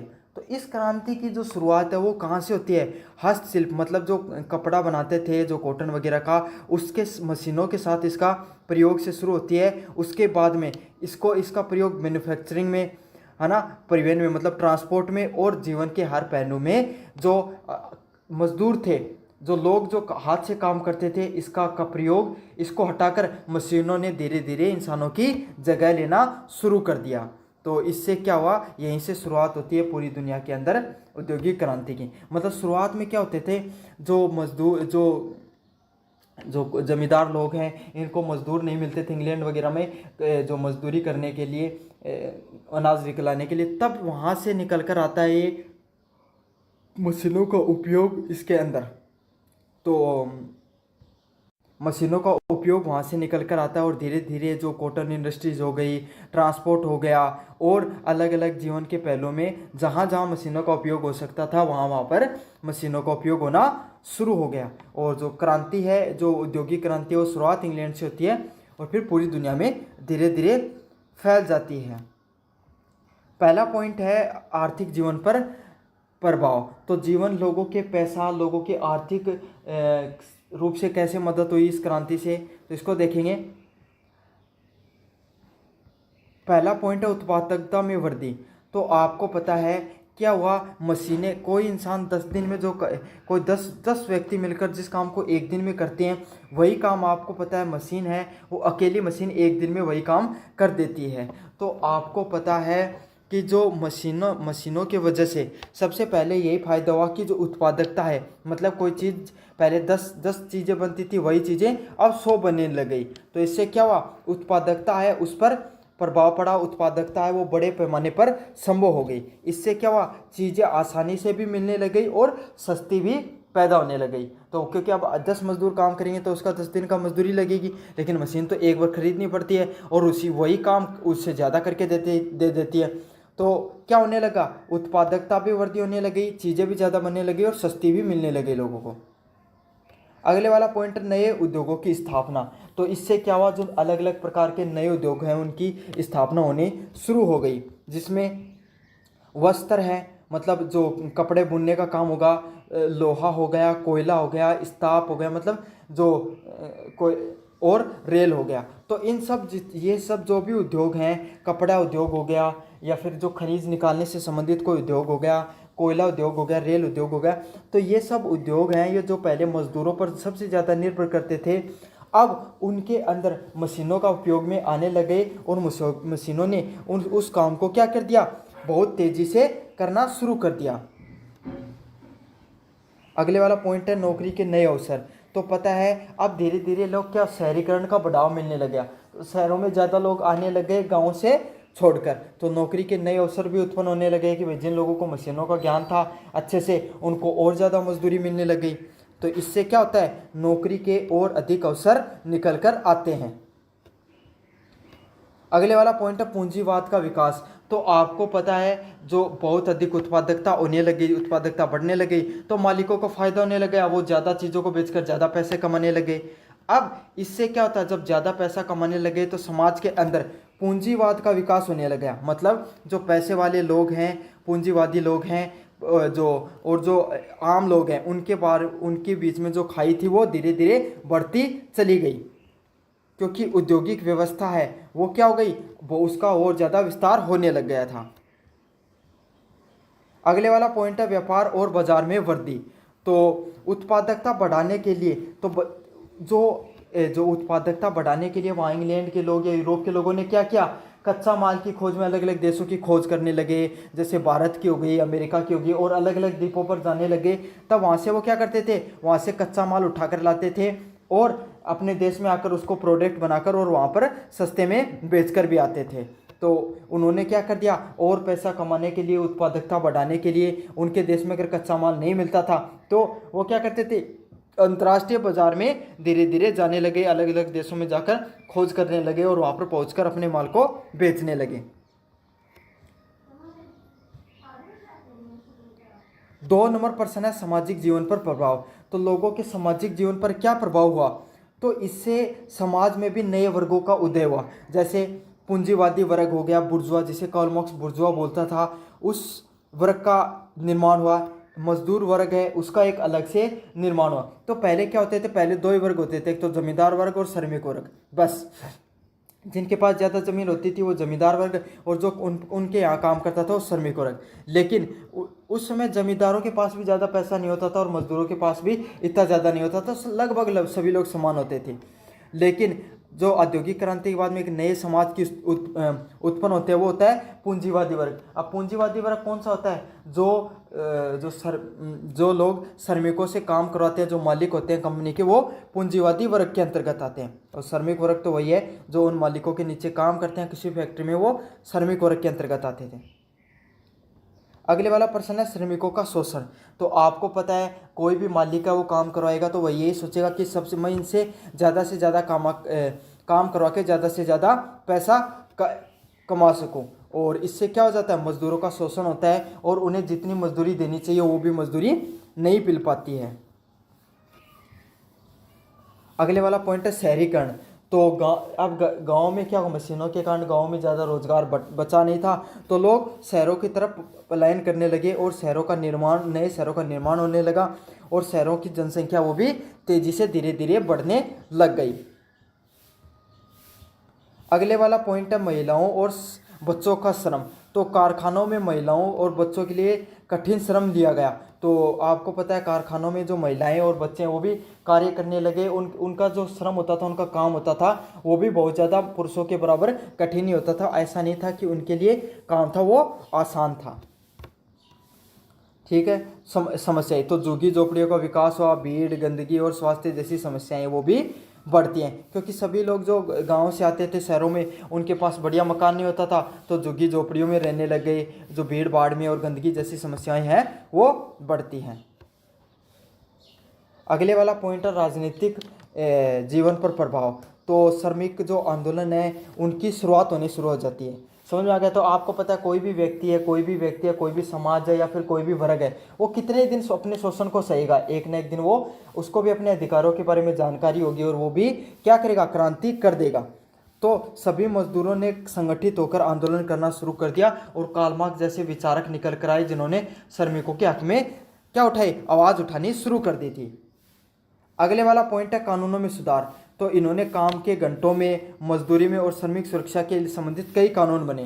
तो धीरे धीरे क्या हुआ? जैसे मजदूरों ने आवाज़ उठानी शुरू की, श्रमिकों ने आवाज़ उठानी शुरू करी, तो कानूनों में भी सुधार हुआ कि कोई भी व्यक्ति उसका काम के घंटों में फिक्स कर दिया। जैसे आज के समय ना 8 घंटा या फिर 12 घंटा है वो काम करना फिक्स होता है, उसी तरीके से।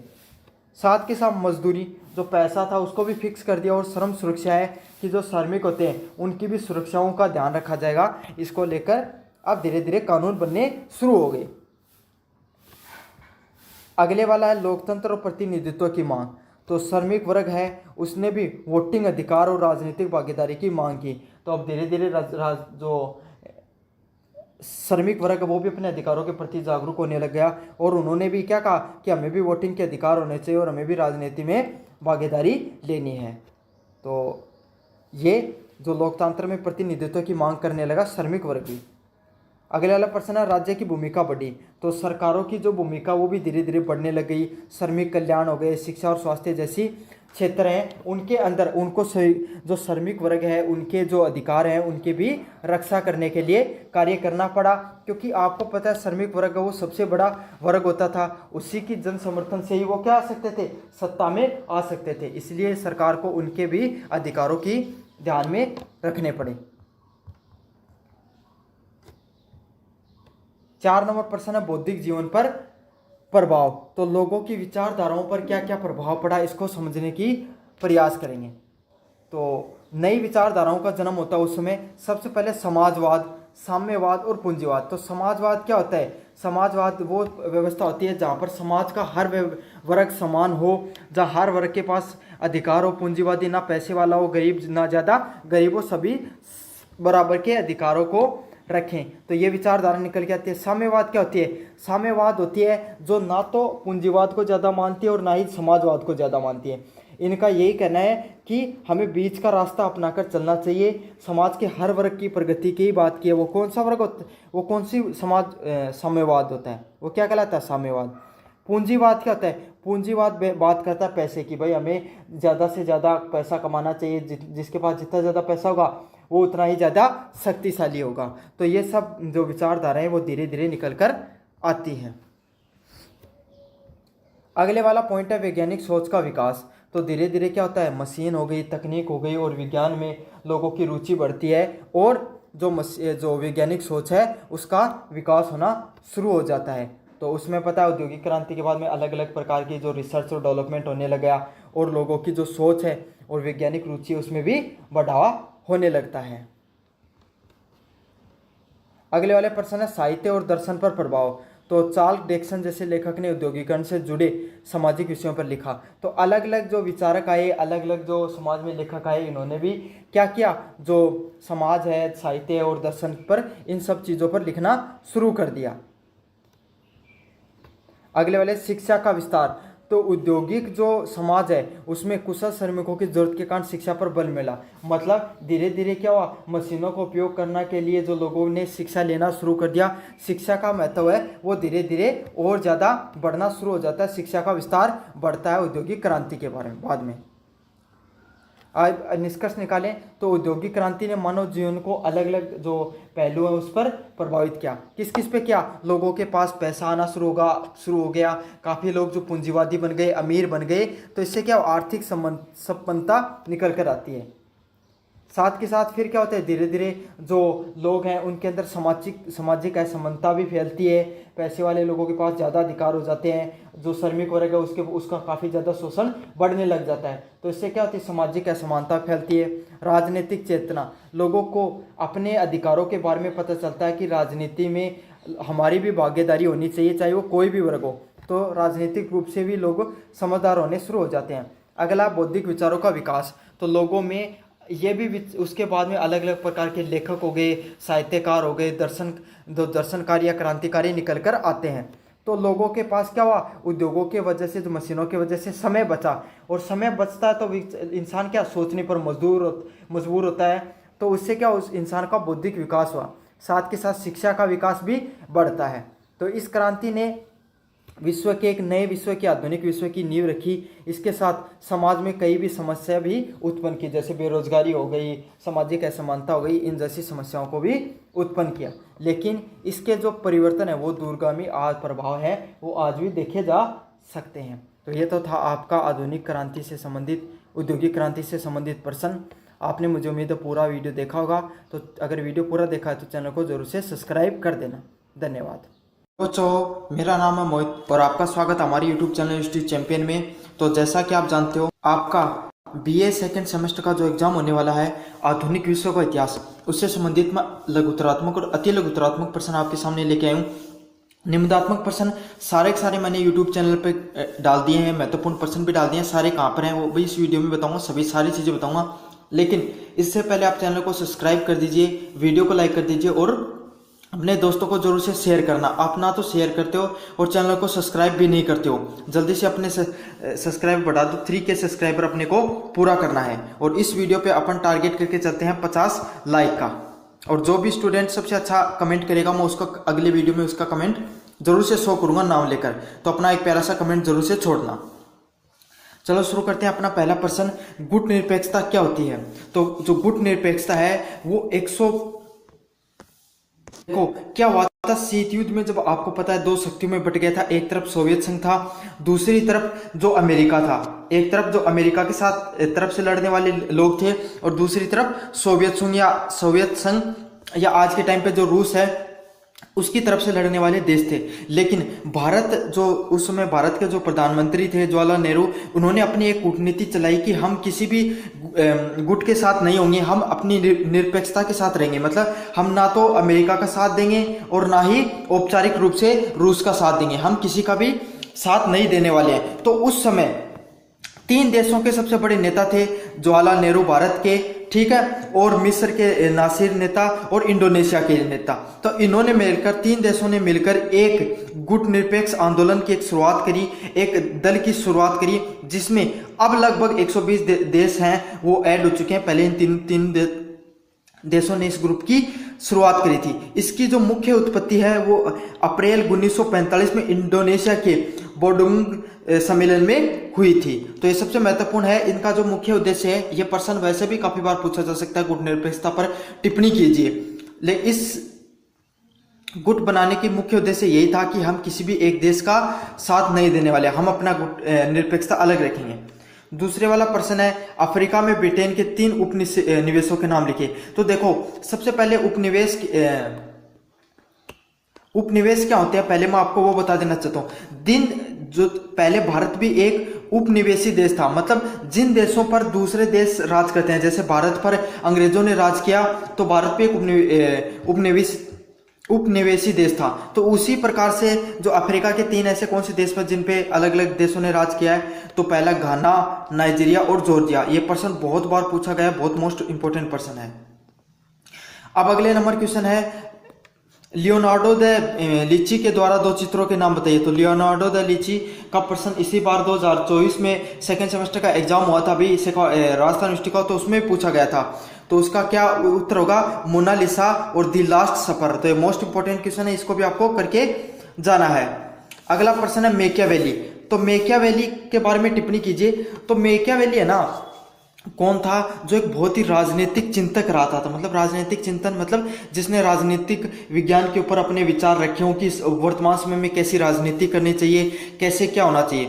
तो उनकी जो रचना है द प्रिंस, वो सबसे ज्यादा प्रसिद्ध रही है और उनकी कुटिल राजनीति के लिए वो सबसे ज्यादा प्रसिद्ध है। तो मैकियावेली का प्रश्न भी आया था। ये मोस्ट इंपोर्टेंट प्रश्न लिए गए हैं जो इस वीडियो में आपको दिखाए जा रहे हैं।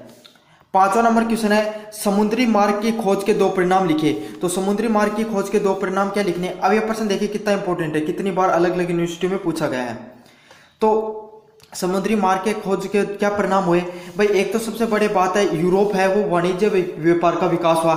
क्या हुआ, यूरोप के लोग अलग अलग देशों की खोज करने लगे। जैसे वो भारत के अंदर आए तो भारत से मसाले व कपास लेकर गए, उधर वो अमेरिका की तरफ गए तो वहां से खनिज वगैरह लेकर आए, अफ्रीका में गए तो वहां पर उनके पास बहुत ज्यादा बहुमूल्य रत्न व खनिज थे। तो उनको जो व्यापार था, उनके पास जो चीजों की कमी थी, वो उनका क्या हुआ, उनका विकास हुआ।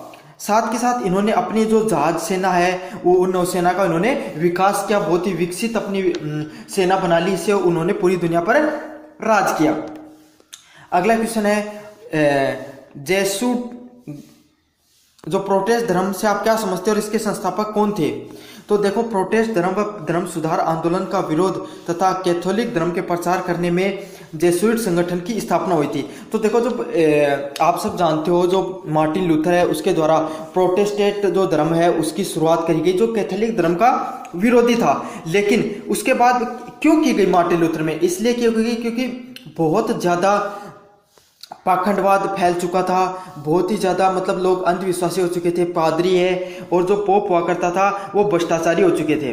ठीक है, तो उसके बाद प्रोटेस्टेंट धर्म की शुरुआत हुई। जो कैथोलिक धर्म के जो विचार थे, जो पादरी है, जो पोप होता था, उनके विचारों से विरोधाभासी विचारधारा रखते थे और जो बाइबल को मानते थे, इन्होंने प्रोटेस्टेंट धर्म की स्थापना करी। लेकिन जो फिर क्या हुआ, कैथोलिक धर्म, उसमें भी धर्म सुधार होना शुरू हो गया और उसके लिए एक संगठन बनाया गया, जेसुइट संगठन। तो बहुत इंपॉर्टेंट क्वेश्चन है, काफी बार पूछा जा चुका है प्रश्न। अगला प्रश्न है, सर थॉमस मूर के बारे में आप क्या जानते हैं। अगर आप ये पीडीएफ डाउनलोड करना चाहते हो तो मैंने टेलीग्राम पे डाल दिया, आप वहां से जरूर से डाउनलोड कर लेना। अगला क्वेश्चन है, सर थॉमस मूर के बारे में आप क्या जानते हो। सर थॉमस मूर इंग्लैंड का प्रसिद्ध विद्वान था जिसने यूटोपिया नामक ग्रंथ की रचना की थी। तो जो सर थॉमस मूर है वो इंग्लैंड का एक प्रसिद्ध वैज्ञानिक रहा था जिसने यूटोपिया नामक ग्रंथ की रचना करी थी। अगला क्वेश्चन है, यंग इटली की स्थापना किसने की थी। तो ये भी देख सकते हो आप, सेकावट यूनिवर्सिटी में कितनी बार पूछा गया, 2019, 2020 में और उसके बाद में भी 2022 में भी इस प्रश्न को पूछा गया था। तो इटली के वक्त में जैसे भारत के स्वतंत्रता आंदोलन के अंदर भगत सिंह का योगदान रहता, वैसे ही इटली के एकीकरण के अंदर जो मैगजनी नामक एक युवक होता है, एक मतलब स्वतंत्रता आंदोलनकारी होता है, उसका योगदान रहता है। उसके द्वारा मार्सेल्स शहर में 1831 ईस्वी में यंग इटली नामक एक संस्था की स्थापना की गई थी और इस संस्था ने इटली के एकीकरण की बहुत महत्वपूर्ण भूमिका निभाई थी। यहाँ पर इन्होंने राष्ट्रीय स्वतंत्रता तथा प्रजातंत्र के विचारों का यहाँ पर इन्होंने प्रचार प्रसार किया। तो ये भी बहुत ज्यादा मोस्ट इंपोर्टेंट क्वेश्चन है, आप अच्छे से इस क्वेश्चन को करके चले जाना। अगला क्वेश्चन है, मानवतावाद का क्या अर्थ है। तो आप सब जानते हो जो जितने भी क्रांतिकारी आंदोलन हुए, जैसे अमेरिका की क्रांति हुई, फ्रांस की क्रांति हुई, वहां से एक नई विचारधारा निकल के आई, मानवतावाद। तो आप मानवतावाद से क्या समझते हो, इस पर आपको टिप्पणी करनी है।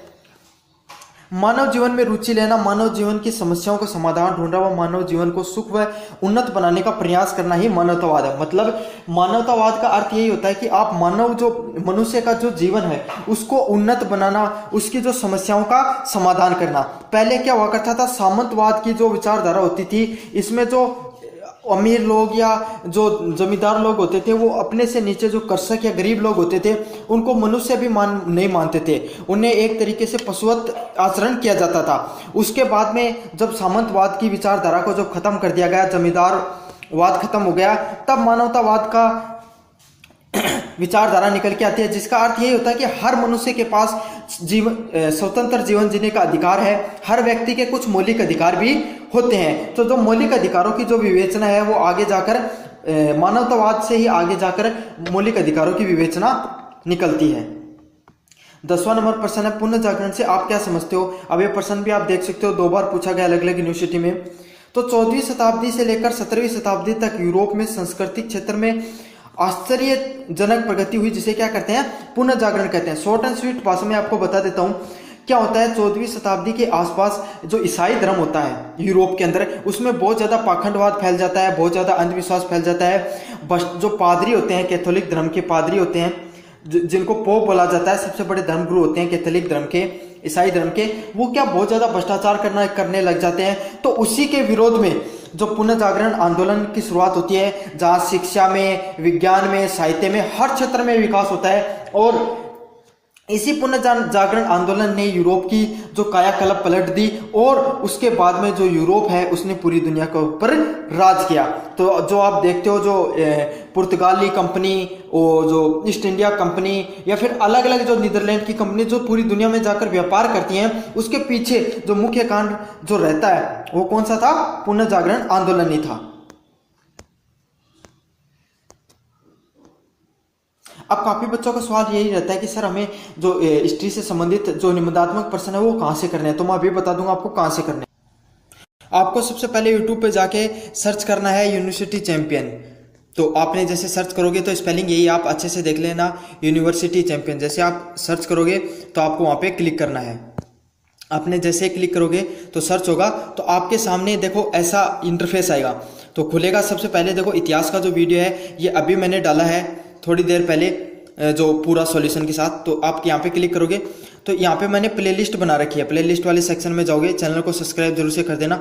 बीए सेकंड सेमेस्टर आधुनिक विश्व का इतिहास, इसमें अभी तो सिर्फ 2 ही वीडियो हैं, ये दोनों वाले। आगे जाकर इसमें मैं कम से कम 5 से 6 वीडियो और आने वाले हैं, अभी डाल दिए जाएंगे थोड़ी देर में। डाल तो पहले से रखें, यहाँ पर आपके सारी चीज़ें मिल जाएंगी, मोस्ट इंपोर्टेंट क्वेश्चन सभी चीज़ें यहीं पे मिल जाएंगी। अब अगला क्वेश्चन पढ़ते हैं, स्वेज नहर। तो स्वेज नहर का प्रश्न भी काफी बार पूछा जा चुका है।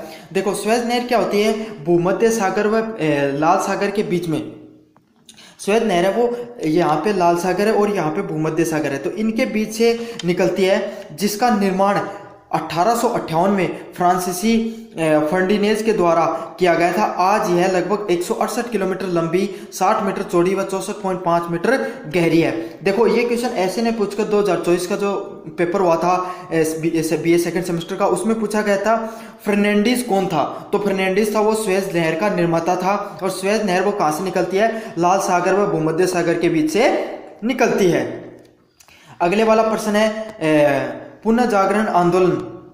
पुनः जागरण आंदोलन में स्थापत्य कला का सर्वश्रेष्ठ नमूना है कौन से भवन है जिसका निर्माण हुआ था। तो पुनः जागरण स्थापत्य कला के अंदर जो रोम में निर्मित संत पीटर का जो गिरजाघर है, ये क्वेश्चन काफी बार पूछा गया है। जो संत पीटरसन का जो गिरजाघर है जिसे माइकल एंजेलो तथा राफेल ने बनाया था। तो इस बार ये प्रश्न कैसे पूछा गया था, माइकल एंजेलो पर टिप्पणी कीजिए। तो माइकल एंजेलो कौन था, जो एक बहुत बड़ा प्रसिद्ध चित्रकार व भू निर्माण करता था, स्थापत्य कला का निर्माण करता था, जिसने सेंट पीटर का गिरजाघर बनाया था। तो ये प्रश्न उल्टे भी पूछे जा सकते हैं। ये 2024 में पूछा गया प्रश्न है राजस्थान यूनिवर्सिटी के अंदर। लियोनार्डो द लिंची के 2 प्रसिद्ध चित्रों के नाम बताइए। तो लियोनार्डो द लिंची के द्वारा मोनालिसा द लास्ट सफर नामक 2 प्रसिद्ध चित्र बनाए गए हैं। 14 नंबर क्वेश्चन है, यूथोपिया के रचयिता कौन है और वो कहाँ के निवासी था? तो यूथोपिया का जो रचयिता है उसका कौन था? थॉमस मूर था और वो कहाँ का निवासी था? वह इंग्लैंड का निवासी था। चलो बढ़ते हैं 15 नंबर क्वेश्चन की तरफ। मार्टिन लूथर क्यों प्रसिद्ध है? तो जर्मनी का जो सबसे प्रसिद्ध प्रोटेस्टेंट होता है, मतलब मार्टिन लूथर ने जो पुनः जागरण आंदोलन है उसकी नींव रखी थी, ईसाई धर्म के अंदर सुधारों में उसने ही किया था और उसी के द्वारा प्रोटेस्टेंट धर्म की शुरुआत की गई थी, जो ईसाई धर्म की एक विपरीत विचारधारा थी। ठीक है, उसने यूरोप के अंदर धर्म सुधार आंदोलन की शुरुआत करी थी। अब बढ़ते हैं 16 नंबर क्वेश्चन की तरफ। पोप के द्वारा पोप विमोचन पत्रों से आप क्या समझते हैं? तो पोप विमोचन पत्र जो धन के बदले, देखो एक क्या हुआ था जब धार्मिक युद्ध शुरू हुआ था, क्रूसेड या धर्म युद्ध शुरू हुआ था, तब क्या हो गया था, जो यूरोप के जितने भी चर्च थे उनके पास पैसे की कमी हो गई थी।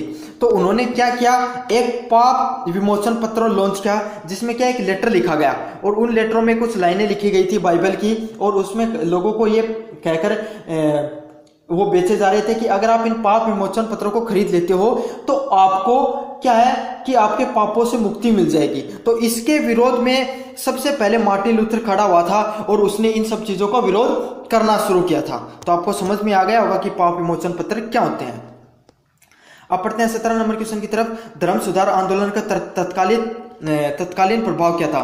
तो 1517 में मार्टिन लूथर द्वारा विटन्सबर्ग में पोप के एजेंट टेटजल द्वारा बेचे गए पोप विमोचन समापत्रों का विरोध करना था। अब बढ़ते हैं 18 नंबर क्वेश्चन की तरफ। मार्टिन लूथर के 2 सिद्धांतों को बताइए। तो मार्टिन लूथर के 2 सिद्धांत क्या थे? पापों से मुक्ति नहीं, वह भी गलती कर सकता है। पोप, हाँ देखो उसमें क्या कहा गया था कि पोप है ना, जो ईसाई धर्म का सबसे बड़ा धर्म गुरु होता है, कैथोलिक धर्म का, उसके बारे में मार्टिन लूथर ने यही कहा था कि पोप इस ईश्वर का, पोप क्या होता था, वो बताते थे कि वो ईश्वर के द्वारा भेजा हुआ व्यक्ति है, मतलब इनडायरेक्टली ऐसे बोलते कि वो भी एक प्रकार का ईश्वर ही है। तो मार्टिन लूथर ने कहा कि पोप ईश्वर नहीं है, आप पोप की सारी बातें मानकर पाप से मुक्त नहीं हो सकते हो सकता है कि कभी कभी पोप भी गलती कर दे। दूसरा नंबर क्वेश्चन है, मुक्ति केवल ईश्वर कृपा से ही मिल सकती है। मतलब अगर आपको मुक्ति चाहिए तो आपको क्या करनी पड़ेगी, भगवान की भक्ति करनी पड़ेगी और भगवान की भक्ति से ही, ईश्वर का कृपा से ही आपको क्या हो सकती है, मुक्ति मिल सकती है। अब बढ़ते हैं 16 नंबर क्वेश्चन की तरफ। धर्म सुधार आंदोलन को सफल बनाने वाले संस्थाओं के नाम लिखिए। तो कौन से थी? ट्रेड काउंसिल, जेसुइट संघ व धार्मिक न्यायालय। मतलब ये क्या हुआ था, ये प्रश्न बहुत ज्यादा इंपॉर्टेंट है, काफी बार पूछा जा चुका है। जब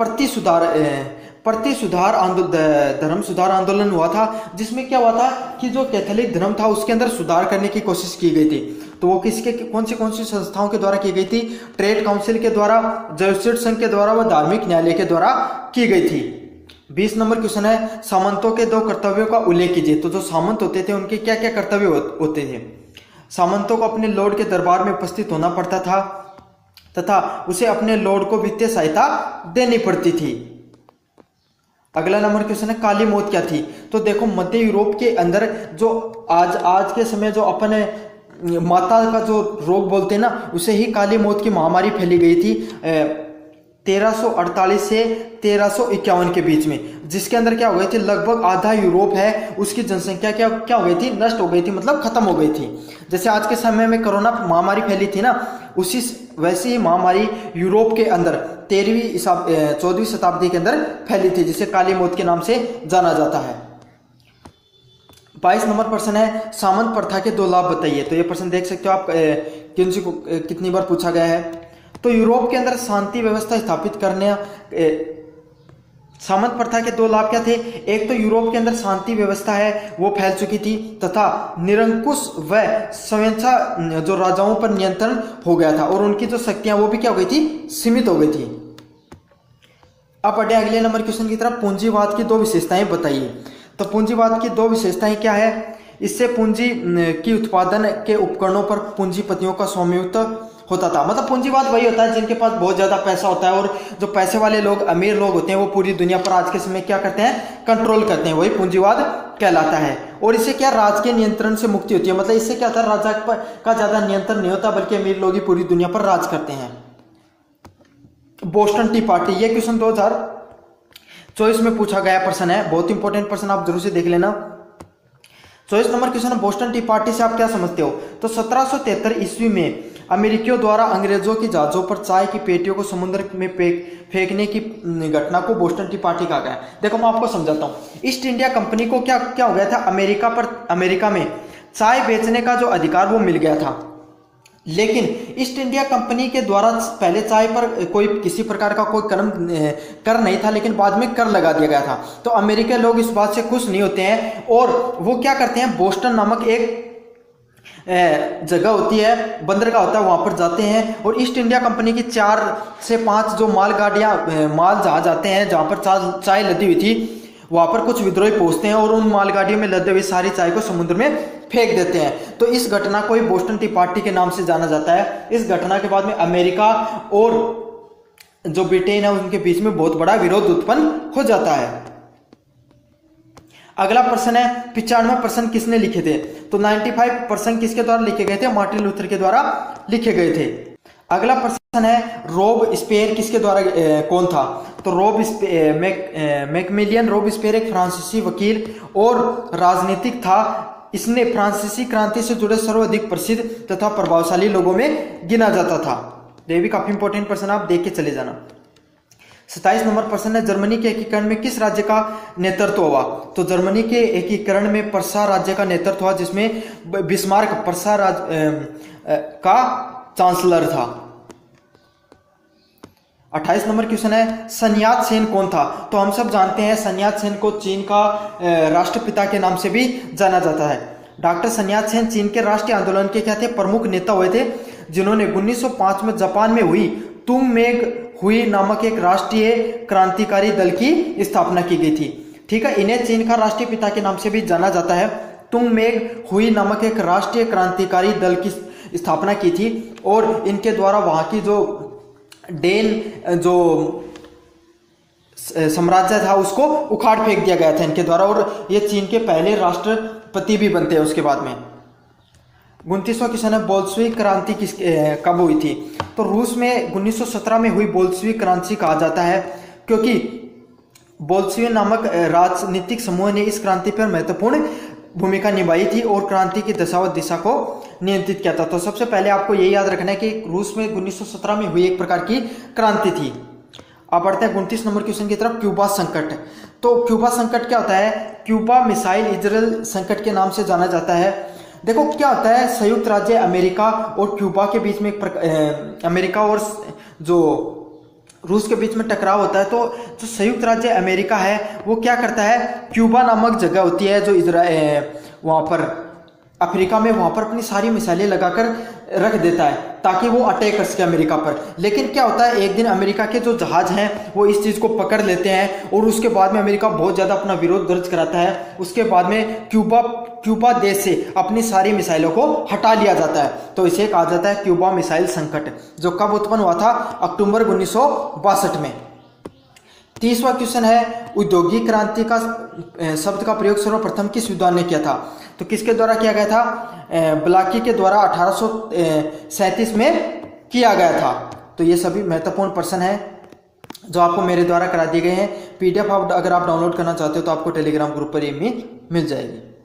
हेलो बच्चों, मेरा नाम है मोहित और आपका स्वागत है हमारे यूट्यूब चैनल हिस्ट्री चैंपियन में। तो जैसा कि आप जानते हो, आपका बीए सेकंड सेमेस्टर का इतिहास का जो, और कुछ विश्वविद्यालय में 6 सेमेस्टर या अन्य किसी भी सेमेस्टर में अगर आपका आधुनिक विश्व का इतिहास का जो पेपर होता है उसका जो सबसे महत्वपूर्ण प्रश्न है वो आपके सामने लेकर आया हूं। ये प्रश्न आप देख सकते हो अनेक विश्वविद्यालयों में अलग अलग लैंग्वेज चेंज करके कितनी बार पूछा गया है। देख सकते हो मैंने जिस विद्यालय में कितनी बार पूछा गया मैंने वो भी लिख रखा है। तो बहुत महत्वपूर्ण है। ये वीडियो हमारे ब्रह्मास्त्र बैच से ली गई है। ब्रह्मास्त्र बैच अगर आप खरीदना चाहते हो तो उसकी प्राइस मात्र 69 रुपये है पूरी इतिहास की। तो चलो शुरू करते हैं। पहले क्वेश्चन देखते हैं कि क्वेश्चन आपको किस प्रकार से पूछा जाएगा। तो ये क्वेश्चन पूछा जाता है, पुनः जागरण से आप क्या समझते हो? पुनः जागरण काल में कला साहित्य विज्ञान के विकास के विभिन्न आयामों को विस्तृत प्रकाश डालिए। तो इसमें पूछा गया कि पुनः जागरण से आप क्या समझते हो? पुनः जागरण का विकास किस प्रकार से हुआ और उसका कला साहित्य व अनेक जगहों पर क्या क्या प्रभाव पड़ा। तो मैं दोनों प्रश्न आपको इसके अंदर करवाऊंगा।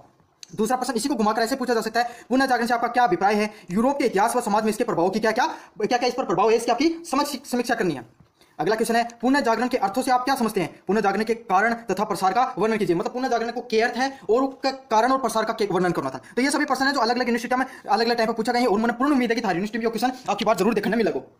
तो चलो शुरू करा। सबसे पहला प्रश्न है, सबसे पहले मैं पढ़ूंगा के टाइप होगा। सबसे पहले पढ़ूंगा पुनः जागरण को अभिप्राय मतलब कि अर्थ है, फिर पुनः जागरण का के कारण है अलग अलग देखो बिंदु सार बना रखा है मैं, और उसके बाद पुनः जागरण की विशेषताएं या पीडीएफ टेलीग्राम पे मिल जाओगी, टेलीग्राम को लिंक मैं कमेंट बॉक्स में दे दूंगा। सबसे पहले अर्थ पुनः जागरण को वास्तविकता में अर्थ क्यों है, कोई भी चीज को अर्थ जानना बहुत जरूरी है, उस चीज के बारे में जानना पहले। देखो जो पुनः जागरण शब्द है वो फ्रांस का शब्द है, रेनिनांस समझ का, उससे लिया गया है। इंग्लिश को शब्द बता दूं, मैं लिख के बता दूं, स्पेलिंग याद हो तो लिखिए RENAISSANCE, ठीक है। रेनेसांस सबसे लिया गया है, इसको अर्थ है पुनः जीवित होना, मतलब कोई भी जीवन है उसको अर्थ है कि पुनः जीवित होना कोई भी व्यक्ति को, लेकिन या तो अर्थ हो इस शब्द को, लेकिन आधुनिक इतिहासकार के बारे में क्या बताई गई कि कोई भी व्यक्ति समाज या देश का लोगों के द्वारा एक बार फिर जो अपनी पुरानी संस्कृति थी, सभ्यता थी, है ना, उन्हें छोड़ के एक नई विचारधारा, संस्कृति और सभ्यता ने धारण कर लेना अपनी भविष्य की प्रगति के लिए, मतलब आगे बढ़ने के लिए अपनाने के कि उस चीज ने त्याग कर लेना। जैसे मैं छोटा सा उदाहरण देके बताऊं, देखो पहले अपने समाज में बहुत सी रीतियां थी कि महिला ने पढ़ने को दिया करता, ठीक है, उन्हें काम करने को जान दिया करता, लेकिन अब धीरे धीरे जो तरीका है वो बदल गया। महिला ने शिक्षा करने को भी पूर्ण अधिकार मिल रहा है और कार्य क्षेत्र में भी अपनी पूर्ण भागीदारी दिखा रही है, ठीक है, मतलब काम करने भी जा रही। तो एक अर्थ क्या है कि जो वो पुराना विचार था उन्हें त्याग करके एक नई विचार धारण करना ही के अलावा है पुनः जागरण के अलावा है, जिसमें क्या हो कि कोई भी व्यक्ति की जो राज्य, राजनीति, धर्म, संस्था व भौतिक जीवन में क्या जाओ को आगे बढ़ने में मदद मिले, यही शब्द को क्या है पुनः जागरण वो है। और जो पुनः जागरण है जो कटे हुआ यूरोप के अंदर है, और इतना महत्वपूर्ण आंदोलन है पुनः जागरण आंदोलन जी का बाद में यो यूरोप की पूरी कायाकल्प पलट दी। और देखो बाद में यूरोप का लोग कितनी तकनीकी रूप से आगे बढ़ा और बहुत अपना बड़ा बड़ा उद्योग बनाया और पूरी दुनिया पर राज करो। तो ये क्यों हो पाया, क्योंकि उनका सबसे पहले उनके अंदर पुनः जागरण की शुरुआत हुई। पुनः जागरण वास्तविकता में थोके पीछे कारण के लिया। अब देखो यूरोप में पुनः जागरण के कारण क्या थे, मतलब क्यों जरूरत पड़ी भाई पुनः जागरण की। तो देखो सबसे पहले तो मैं बताऊं क्यों धर्म युद्ध। देखो जी टाइम पर ईसाई धर्म ये जो पुनः जागरण है यो लगभग है ना, लगभग मैं कितना टाइमलाइन बताऊंगा कच्ची हुई तो यो 1400 का आसपास जो पुनः जागरण है ये 1400 ईस्वी के आसपास हुए तो क्यों ये टाइम के अंदर है ना इस्लाम धर्म है, जो मुस्लिम धर्म है वो अपने चरम सीमा पर चाल रहे थे। तो मुस्लिम जो आक्रमणकारी है यूरोप की तरफ भी बढ़ने लग रहा धीरे धीरे, और बढ़ता बढ़ता क्या करो कि पूरा जो इस्लाम धर्म को प्रचार भी किया करता था ना, जो मुस्लिम आक्रमणकारी था वो बहुत क्रूर होया था और वह जबरदस्ती भी इस्लाम धर्म को प्रचार करके लोगों ने प्रभावित करके इस्लाम धर्म है उन्हें जो अपनाने के लिए मजबूर कर दिया करता। तो इससे क्या होने लगो धीरे धीरे जो यूरोप में ईसाई धर्म था ना वो खत्म होने लगो, धीरे धीरे ईसाई धर्म तो वो खत्म होने लगो। ईसाई का धर्म जो मिशनरी है करती उनको कार्य खत्म होने लगो, और जो इस्लाम धर्म का लोग ही वह क्या करता, जो ईसाई धर्म से संबंधित जो मुख्य चर्च हैं उन्हें नष्ट कर दी गई, उनको जो साहित्य हो उन्हें नष्ट कर दिया गया, या प्राचीन जो सभ्यता थी ना उन्हें धीरे धीरे क्या कर दियो नष्ट कर दियो। तो इस चीज के लिए जो ईसाई धर्म ने अपने युद्ध लड़ाई करी वो युद्ध क्या कहलाए धर्म युद्ध, जिन क्रूसेड भी कहा जाए, जो जेरूसलम नामक जगह है एक, ठीक है, जेरूसलम नामक जगह है, जठेयो इटली के अंदर जठेयो युद्ध ओयो थो ईसाई धर्म के बीच में प्रचारकर्ता के बीच में और इस्लाम धर्म का प्रचारकर्ता बीच में, दोनों के बीच में ये 2-3 बार युद्ध हुआ था, जिसमें निर्णायक रूप से तो कोई विजेता कौन, लेकिन माना जाए कि इस्लाम धर्म का लोग ऊपर विजय हुआ था। तो इस धर्म का युद्ध के कारण बहुत सा प्रभाव हुआ, समझो। सबसे पहले तो क्या ईसाई जो संस्कृति थी, ईसाई धर्म जो खत्म हो गया था वो वापस है ना अपना मतलब पुनरुद्धार की तरफ आगो, वापस उन्हें पुनः रुक्ति मिली, मतलब वापस जुड़ना शुरू हो, ठीक है। अब क्या हो देखो जब वह लोग ईसाई धर्म का लोग जब युद्ध करने गया तो भाई जब युद्ध करने गया यूरोप का लोग तो अलग अलग जगह गया भाई, एक जगह तो युद्ध है तो आज कोई गली में गो युद्ध हो तो बहुत अलग अलग देशों में युद्ध हो। तो इससे क्या हो कि अलग लोगों की सभ्यता, संस्कृति और चीजें ना जानी, ठीक है। पहले क्या करता बस सिर्फ लोग है ना अपने आप तक सीमित रहा करता, और उनको विचारधारा के यूरोप का लोगों की धर्म के प्रति मान्यता क्या थी कि बस स्वर्ग व नरक में बहुत ज्यादा विश्वास रखा करता। लेकिन अब जहाँ पर इस्लाम धर्म से मिला और अन्य धर्म के लोगों से मिला तो उनकी ये सब जो मान्यता है ना वह धीरे धीरे खत्म होनी शुरू होगी और एक नई विचारधारा उत्पन्न हुई, ठीक है, जिससे क्योंकि जो इस्लाम धर्म को जो धार्मिक विचारधारा ही उसके अंदर बहुत ज्यादा विकास हुई। तीसरा और सबसे मुख्य पॉइंट क्या था, सामंतवाद का प्रभाव। देखो जहां अपने जमींदारी प्रथा है करती ना भारत के अंदर, वही हिसाब से जो यूरोप है उसके अंदर सामंतवाद होया करता, मतलब बहुत बड़ा बड़ा जगीदार होया करता, बहुत उनके अंदर क्या की बहुत बड़ी भूमि होया करती, और जो छोटा मोटा कर्षक होया करता ना उनके अंदर क्या कराया करता, मजदूरी करवाया करता, बेगार बोलिया करता, और उनका कर भी ले लिया करता और काम भी करवा लिया करता, और कुछ उन्हें बदनाम पिस्सा भी कौन दिया करता। तो यह प्रथा क्या थी, सामंतवाद की प्रथा थी। इसका कारण क्या था, जो जमींदारी लोग था, जो उच्च कुलीन वर्ग का लोग था, वह तो क्या कि धीरे धीरे बहुत अमीर होता चला गया, लेकिन जो निचलो वर्ग था वो धीरे धीरे दब तो चले गए, और उनने जो बड़ा बड़ा सामंतवादी लोग ना वह जो ये जो छोटा छोटा कर सका उन्हें जानवर का समान समझा करता, उनकी कोई कदर नहीं करा करता, उन्हें मनुष्य भी कौन माना करता। तो इस चीज के लिए, इस चीज ने बढ़ावा देने के लिए, सामंतवाद ने खत्म करने के लिए ही जो पुनः जागरण आंदोलन है वो बहुत तेजी से बढ़ी, क्योंकि ताना भी मेरा कोई भी इंसान है जब वो बहुत ज्यादा परेशान हो जाए ना तो भाई वो क्या करा लास्ट में विद्रोह को ही भाव अपनावा है। तो जो सामंतवाद का प्रभाव का कारण भी क्यों हो जो यो अपना है पुनः जागरण है बहुत ज्यादा बढ़िया हो। फिर अगला पॉइंट देखा नवीन क्षेत्रों की खोज। तो क्यों गो जय माता ने बताया कि भाई जो ये जो लोग था जब धर्म युद्ध हो तो जो क्रूसेड जो इस्लाम धर्म है या सही धर्म है जो यूरोप का लोग जो भाग लियो वह काफी पूर्व की तरफ गया। पूर्व कौन सा है, पश्चिमी ग्लोब में 2 जगह बांटी जाएंगी, ठीक है। एशिया लोग पूर्वी लोग बोले जाएंगे और इली साइड लोग हैं यूरोप वाले लोग पश्चिमी लोग बोले जाएंगे। तो जो अब था मेरे इस्लाम धर्म लगभग अफगानिस्तान होगो, अरब होगो, इली साइड में सबसे ज्यादा है ना। तो क्यों होगो, अब जो यूरोपीय लोग हैं धीरे धीरे ना इस्लाम धर्म की तरफ, तुर्कमेनिस्तान होगो, अफगानिस्तान होगो, अरब होगो, सऊदी अरब होगो, इली साइड में आया तो हमें एक नई चीज़ों का बारे में ज्ञान हो उठे की संस्कृति का बारे में ज्ञान हो और वह धीरे धीरे के नई नई खोज करने लगा और उन नई खोजा से उन नई सभ्यता मिलन से क्यों होगो उनके अंदर पुनः जागरण की भावना है बहुत ज्यादा बड़ी। अगला पॉइंट क्या है, अच्छा इस चीज से एक फायदा और भी हो कि धीरे धीरे उन लोगों में क्या कि व्यापार बढ़ा लागो भाई, अलग अलग जगह जाना गया, अंग्रेज शाना तो था ही, अलग अलग शिक्षा भी थी उनका, तो अलग अलग जगह जाना लगे ना तो क्यों हो व्यापार बहुत ज्यादा बढ़ा हुए और जटे पिसो है उठे सबकी में है। अगला क्वेश्चन है शिक्षा का बढ़ता हुआ प्रभाव। अब क्यों हो धीरे धीरे पहले क्या थी सामंतवादी प्रथा थी यूरोप के अंदर, ठीक है, जिन पर क्या करता जो छोटा लोग का निच कुल का लोग था उन्हें पढ़न कौन दिया करता, ठीक है, बेचारा दबाया रहता तो वह पढ़ता कटे सिर्फ कुल का लोग ही पढ़ता। लेकिन अब क्योंकि सामंतवादी प्रथा तो खत्म होगी, ठीक है, लोग धीरे धीरे क्यों लगा शहरा की तरफ होने लगा, ठीक है, और शिक्षा को बहुत अधिक प्रभाव होने लगा, शिक्षा धीरे धीरे बढ़ने लगी। जो फ्रांस और इंग्लैंड के कुछ राजाओं में ने नवीन विज्ञान जैसे भूगोल, खगोल, गणित, चिकित्सीय विज्ञान के आठन पठन पर अधिक बल दिया। तो जो अब फ्रांस का जो नया राजा है ना फ्रांस और इंग्लैंड का, वह क्या करो भूगोल, खगोल विज्ञान, गणित और चिकित्सीय विज्ञान पर बहुत ज्यादा जोर दियो कि लोगन हर पे ज्यादा पढ़ाई दियो, रिसर्च पे ज्यादा जोर दियो। अब थाने बेरो रिसर्च पे ज्यादा जोर दियो जी कहानी तो अलग अलग जो आविष्कार होया यूरोप के अंदर उसके बाद में 1400 ईस्वी के बाद में देखो कितना सारा आविष्कार करें यूरोप। और जब बस समझदार है जल्दी तो कम जो भारत होगो जो एशिया महाद्वीप होगो या फिर यूरो जो अफ्रीका महाद्वीप होगो उठेगा लोग पर राज क्यों करो भाई, क्योंकि उनका शिक्षा अपने से थोड़ी सी ज्यादा थी, अपना भी शिक्षा थी लेकिन अपना तकनीकी शिक्षा में थोड़ा पीछे रहेगा, ठीक है, आधुनिकरण में थोड़ा पीछे रहेगा, तकनीकी शिक्षा में ज्यादा पीछे रहेगा। और जो अपनो जो समाज हो जो वो क्या रूढ़िवाद या अंधविश्वास ज्यादा जकड़े हुए तो भारतीय समाज, और वह चीज जो भारत को पुनः जागरण राजा राम मोहन राय के द्वारा 1800 ईस्वी में शुरुआत हुआ लगभग, उसके बाद में तो बहुत सारा समाज सुधारक हुआ। वही चीज यूरोप के अंदर कद हो जाए 1400 ईस्वी के आसपास या 1200 से 1400 ईस्वी के बीच में जो है, जो कि 400-500 साल को फर्क आ जाए। और इसका कारण ही धीरे धीरे कि लोग ज्यादा प्रगति करें यूरोप का लोग, और भारत जैसे देशों पे या एशिया महाद्वीप या अफ्रीका महाद्वीप जैसे शिक्षा थोड़ी आधुनिक शिक्षा कम थी उठे के राज करें। तो यो फर्क होगा, शिक्षा को बहुत बड़ा प्रभाव हो। अगलो के मुख्य कारण यो छापे खानों का आविष्कार होना। धीरे धीरे क्यों हो जो 1465 ईस्वी में सबसे पहले जो किताब छपनी या जो छापे खाना ये चीन में आया करता, ठीक है, तो सबसे पहले चीन का जो छापे खाना है, चीन और जर्मनी का जो चीन का छापे खाना है 1400 ईस्वी के अंदर वह कटिया जाए सबसे पहले जर्मनी में हुआ है। 1465 में जर्मनी में सबसे पहले छापे खाने खुलना शुरू हुई, मतलब प्रिंटिंग मशीन आनी शुरू हो जाए, तो धीरे धीरे क्या किताब छपनी शुरू हो जाए, और किताब जहाँ छपनी शुरू हो जाए तो बहुत से लोगों तक प्रसार हो जाए। लगभग आया कि 10 से 20 साल का बीच में ही लगभग 1 लाख का लगभग किताबें छप गई थी और सारे जो लोग हैं उनको फायदा उठाए। तो छापा खाने का जो आविष्कार हो वो बहुत ही ज्यादा प्रभावशाली सिद्ध हुए लोगों ने शिक्षित करने में। अगला क्वेश्चन क्या है, आविष्कारों का प्रभाव होना। तो यूरोप के विभिन्न वैज्ञानिकों ने नए नए आविष्कार करने प्रारंभ कर दिए। तो क्यों जैसे देखो थानबेरो इंग्लैंड का जो राजा था कि रिसर्च पे विज्ञान पर बहुत ज्यादा जोर दिया, तकनीक पे, तो उसके बाद में नया नया क्या आया जो वैज्ञानिक अपन निकल के आया, कौन कौन, जैसे न्यूटन निकल के आयो, गैलीलियो निकल के आयो, रोज बेकन, जहाँ का जो बड़ा बड़ा जो वैज्ञानिक अपन निकल के आया, इससे क्या कि जो विज्ञान के है क्षेत्र में बहुत बड़ी एक अलग क्रांति निकल के आई।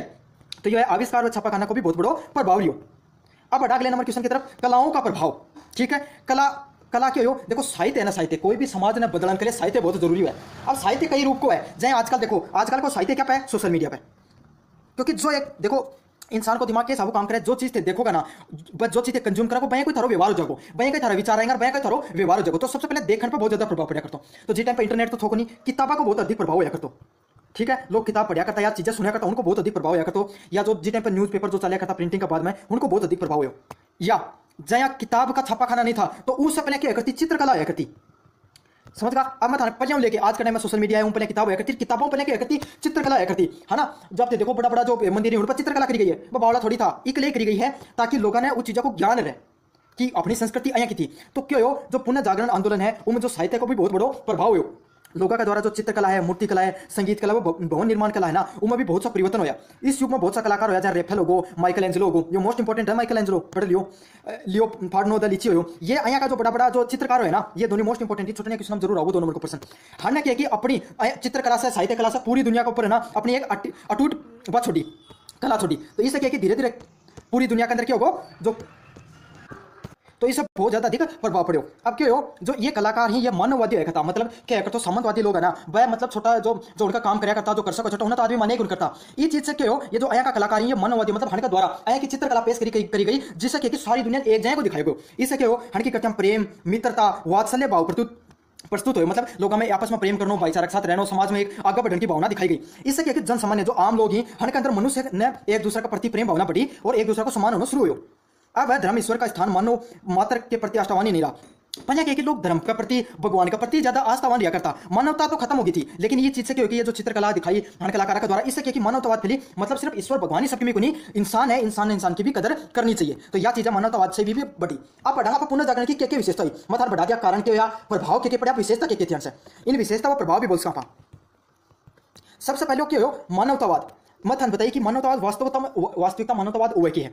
मनुष्य का मानवतावाद का अर्थ है जीवन को विश्वास करके, मनुष्य की समस्याओं का अध्ययन करके, मनुष्य का आदर करना। मतलब सबसे पहले कोई भी व्यक्ति है, कोई समाज है, वो कोई चीज से पीड़ित है तो उसकी समस्या न समझ के दूसरे समाज के द्वारा, जहाँ मैं छोटी सी चीज देखूं, एक समाज, दो प्रकार का समाज है, जहाँ एक समाज जनगण थान बहुत ज्यादा पिसाई भारत में देख लो थे, और एक आया को समाज एक, और यो इतना बड़ा तबको है जिकर बहुत कम पिसाई जो अलग अलग चीजें से पीड़ित है, और ये छोटा सा तबको है लेकिन इनको बहुत ज्यादा पावर है, पिसाई सब की है। ये लोग क्या करें, ये जो सिर्फ 10% लोगों का पास है ना 80% जनसंख्या को पिसो है, ये क्या हर जो 20% जो 80% जनसंख्या है ना, इस पर 10% लोग राज करिए। ठीक है, तो यही चीज समझाई गई कि ये जो 10% लोग है ना, हर जो 80% लोगों की बात ही भावना ही, हर की भावना ना समझ के, हर पे क्या करना है, हर की समस्या ने समझ के, हर को अध्ययन करके और उनको आदर करना चाहिए। मतलब हर की चीजें की जीवन का बारे में चीजें जानना चाहिए।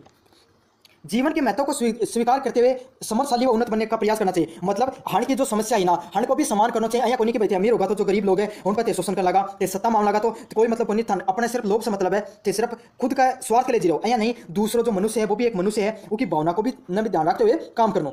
पैट्रिटो जैसे विद्वानों ने पर लोग जैसे महत्व के विचारधारा पर बल नहीं दिया। मतलब यहाँ बताओ कि जो नया विद्वान है ना, वह क्या बताओ कि सिर्फ ईश्वर में, जो ईश्वर है ना, वो कहते नरक स्वर्ग जैसी बात करो, लेकिन जो वास्तविकता में जो मनुष्य जो रह रहे हैं दुनिया में, खुद तो परेशान ही, वह खुद नरक जैसे जीवन जी रहे, तो कौन सा स्वर्ग नरक की बात करने लग रहे हो। वास्तविकता में तो यही चीज है कि जो आज के समय में वास्तविकता में जो पृथ्वी पर जो लोग रह रहे हैं उनको ते साथ दो, उनकी खुशियां व गम को साथ दो। यो ही एक तरीका को जो स्वर्ग व नरक है। उनके द्वारा जो अंधविश्वास है और जो धार्मिक पाखंडवाद फैल रहे थे ईसाई धर्म में, उनकी के वह बहुत कटाक्ष करे उन पे, हम सब चीजों पे।